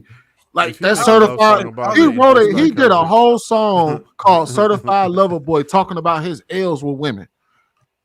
But did it sell? And there was another song that said "Certified Lover Boy," certified. Maybe it's ingenious because nobody else is doing it. Maybe he's trying to be polarizing, so to speak. But Marcus, what you're not understanding is that the only way that this hurts him is if there's actually proof. Man, like, I think the court of public opinion is worse than that. Like, and the court of public opinion are moved by proof. No, they're not. They're moved by perception. But there's no real. But you got to understand that the court of public opinion on Drake right now is not even split. It's Kendrick Lamar's fans and then the rest of the world that likes Drake. I don't think that's what's going on. Oh, you got to understand. Do you think Tory Lanez shot Megan Thee Stallion? What does that have to do with what's going on with Drake? Half the world don't even know who Tory Lanez is. What I'm saying is he was convicted in a court of public opinion first. Yes, but Drake in the hashtag Save All Black Women. Then she went on the tour and reaped awards of being a victim. And by the time that case came around, it was no pleading that thing down or seeing what really happened. Somebody had to go to jail for the crime that occurred, the violence that occurred to her. What I'm saying with him is he doesn't have an actual court case yet, right? But currently in the court of public opinion, people are saying, "Oh, you like Drake? You a PDF defender." That's the line that I'm talking about. People is drawing. But you got to understand who's saying that. Most of those people, again, hip hop Twitter is a different place from the rest of the world. The rest of the world don't give a shit by and large about this beef. They looked at it mostly as entertaining. It was fun to watch, but I'm still going to Drake's concert when he comes to Dubai. I'm still going to Drake's concert when he comes to the Australia. I'm still going to his concert when he shows up to London. Yeah, to be honest, I feel like it did more for Kendrick Lamar than against Drake right now. Like, I think it bumped Kendrick up more than hurt Drake at the moment. Exactly. But down the line, I feel like if something does happen to come out with some type of evidence, it's a done deal for Drake. But I think people Pusha T had probably one of the most scathing diss records towards Drake, and he survived that. The whole world found out this nigga had a kid, an illegitimate child with a prostitute that he was trying to hide, and he was a borderline deadbeat father, and everybody was like, we're gonna still buy views anyway. but I think all of that bled into why people want to like. You can't compare the two. I'm saying they were susceptible to believe things about him based off of what they viewed his character after that. I think that I'm not you, Marcus. I was talking about Sweeney from him comparing somebody being a deadbeat dad when 80% of us are raised by single parents. Like that's relatable. And you're talking about that versus a PDF. That's different. That's completely different. If that's found out to be true, that shit is over. But that's what I'm saying. We're all coming back. What I'm saying is that he survived something that was true. What he's going up against right now is still only speculation. Is only some accusation that came from Kendrick Lamar. Like people have been trying to call. Matter of fact, if you understand where Kendrick Lamar is even calling him a PDF file, it's because people have been calling him a PDF file for like the last 6-7 years. That's one reason why he wrote it. So what I'm saying is unless there's actually proof, he's gonna survive Kendrick Lamar calling him a PDF file. Can I ask y'all this? Marcus and Sweeney and Trev. I feel like Darwin's kind of indifferent because he enjoys the music. But the three of y'all, do y'all think that Drake is actually what he's been accused of? I personally believe he is. I think he evil. When you say yes, I personally believe he is. I think he. What you say, Marcus? I think he had evil foul. So I think he like women 14 and 19. And then what you say, Trev? I don't want to put that on the man without any sufficient evidence. I wouldn't want to put that in the atmosphere. I hope not. From what I see, it's like it looks really bad. I don't think he has business texting 14-year-olds and stuff. I think he's definitely practicing some inappropriate behavior, right? But at the same time, it's like, damn. Just like to be honest, I didn't believe Michael Jackson ever did any of that. But what he was doing was weird as hell, right? You don't hang around with a bunch of kids. Maybe your childhood was taken away from you, and Drake could be suffering from something different. Maybe he just likes hanging around young people, whatever. It could be like a mentorship or whatever, but we don't know. And I don't want to put it on him, but I do think that his behavior is absolutely peculiar, and he should stop. Take what I say with a grain of salt, because I heavily dislike Drake. So I'm very biased on this. Like him. I'm also biased, but Casey, there's this other aspect that I think plays into this for me. I think child stars more than likely ran into an issue with some form of, and I think that tends to create some type of link to that. So that makes me think, all right, it's more than possible. And like some of the stuff he be saying or something, like I don't know. I'm with Sweeney. If you take away your bias for him, what percentage would you say you believe it from there? Well, if I take away my bias, I'm more aware Trev is. To be honest, like I'm not gonna put it on him because we don't actually know. Some of the shit that he said is weird. If I take away my bias, I'm more leaning towards what Trev said. But because I'm heavily biased, that nigga did that shit, bro. All right, let me ask you this: what about that whole him like liking high school girls basketball and contacting high school girls? That's what I'm saying. Based off of all of that, I feel like that nigga did that shit. But that's because I don't like that nigga. But if I wasn't as biased as I was, I'd probably be more towards what Trev is saying, is that some of this shit sounds very fishy, but I can't necessarily jump out the gates and call you a PDF file. So, did y'all see the Whack 100 and Jason Lee interview? No. I saw a clip. So Whack just came out and said he talked to Tory before he got sentenced. He was in court and he knows the whole situation, and he believes that Megan definitely did not remember. He was like, not intentionally, but he was like, because so much is going on, and he believes that Tory antagonized her and she doubled down on ruining his life, right? So it's kind of like in all of these situations, and even going back to like the Michael Jackson stuff, I kind of feel like there's these moments and pieces of truth that are so obvious that it's almost like it has to be true. I think with the Tory Lanez situation, I really do believe that the friend shot her. I believe that too. I think so. I believe the friend shot her, and I think because if you think about it, the only thing that actually did Tory Lanez in as far as his conviction was that recording of him calling into the jail. where he never actually admitted to shooting her or anything, but it sounded like he did it because he was like, well, I'm never like that, and this ain't me, and all that. That shit made him sound very guilty. But I think the friend shot him. I do believe because somebody, they said there was an eyewitness that saw him shooting the gun off in the air. I do believe that he does have a little man complex with a gun, and he had a gun in his hand, and he shot that mug off in the air, trying to, you know what I mean, show his nuts a little bit. Pause. But as far as physically shooting her, I think her friend had more of a reason to shoot her than he did. I agree.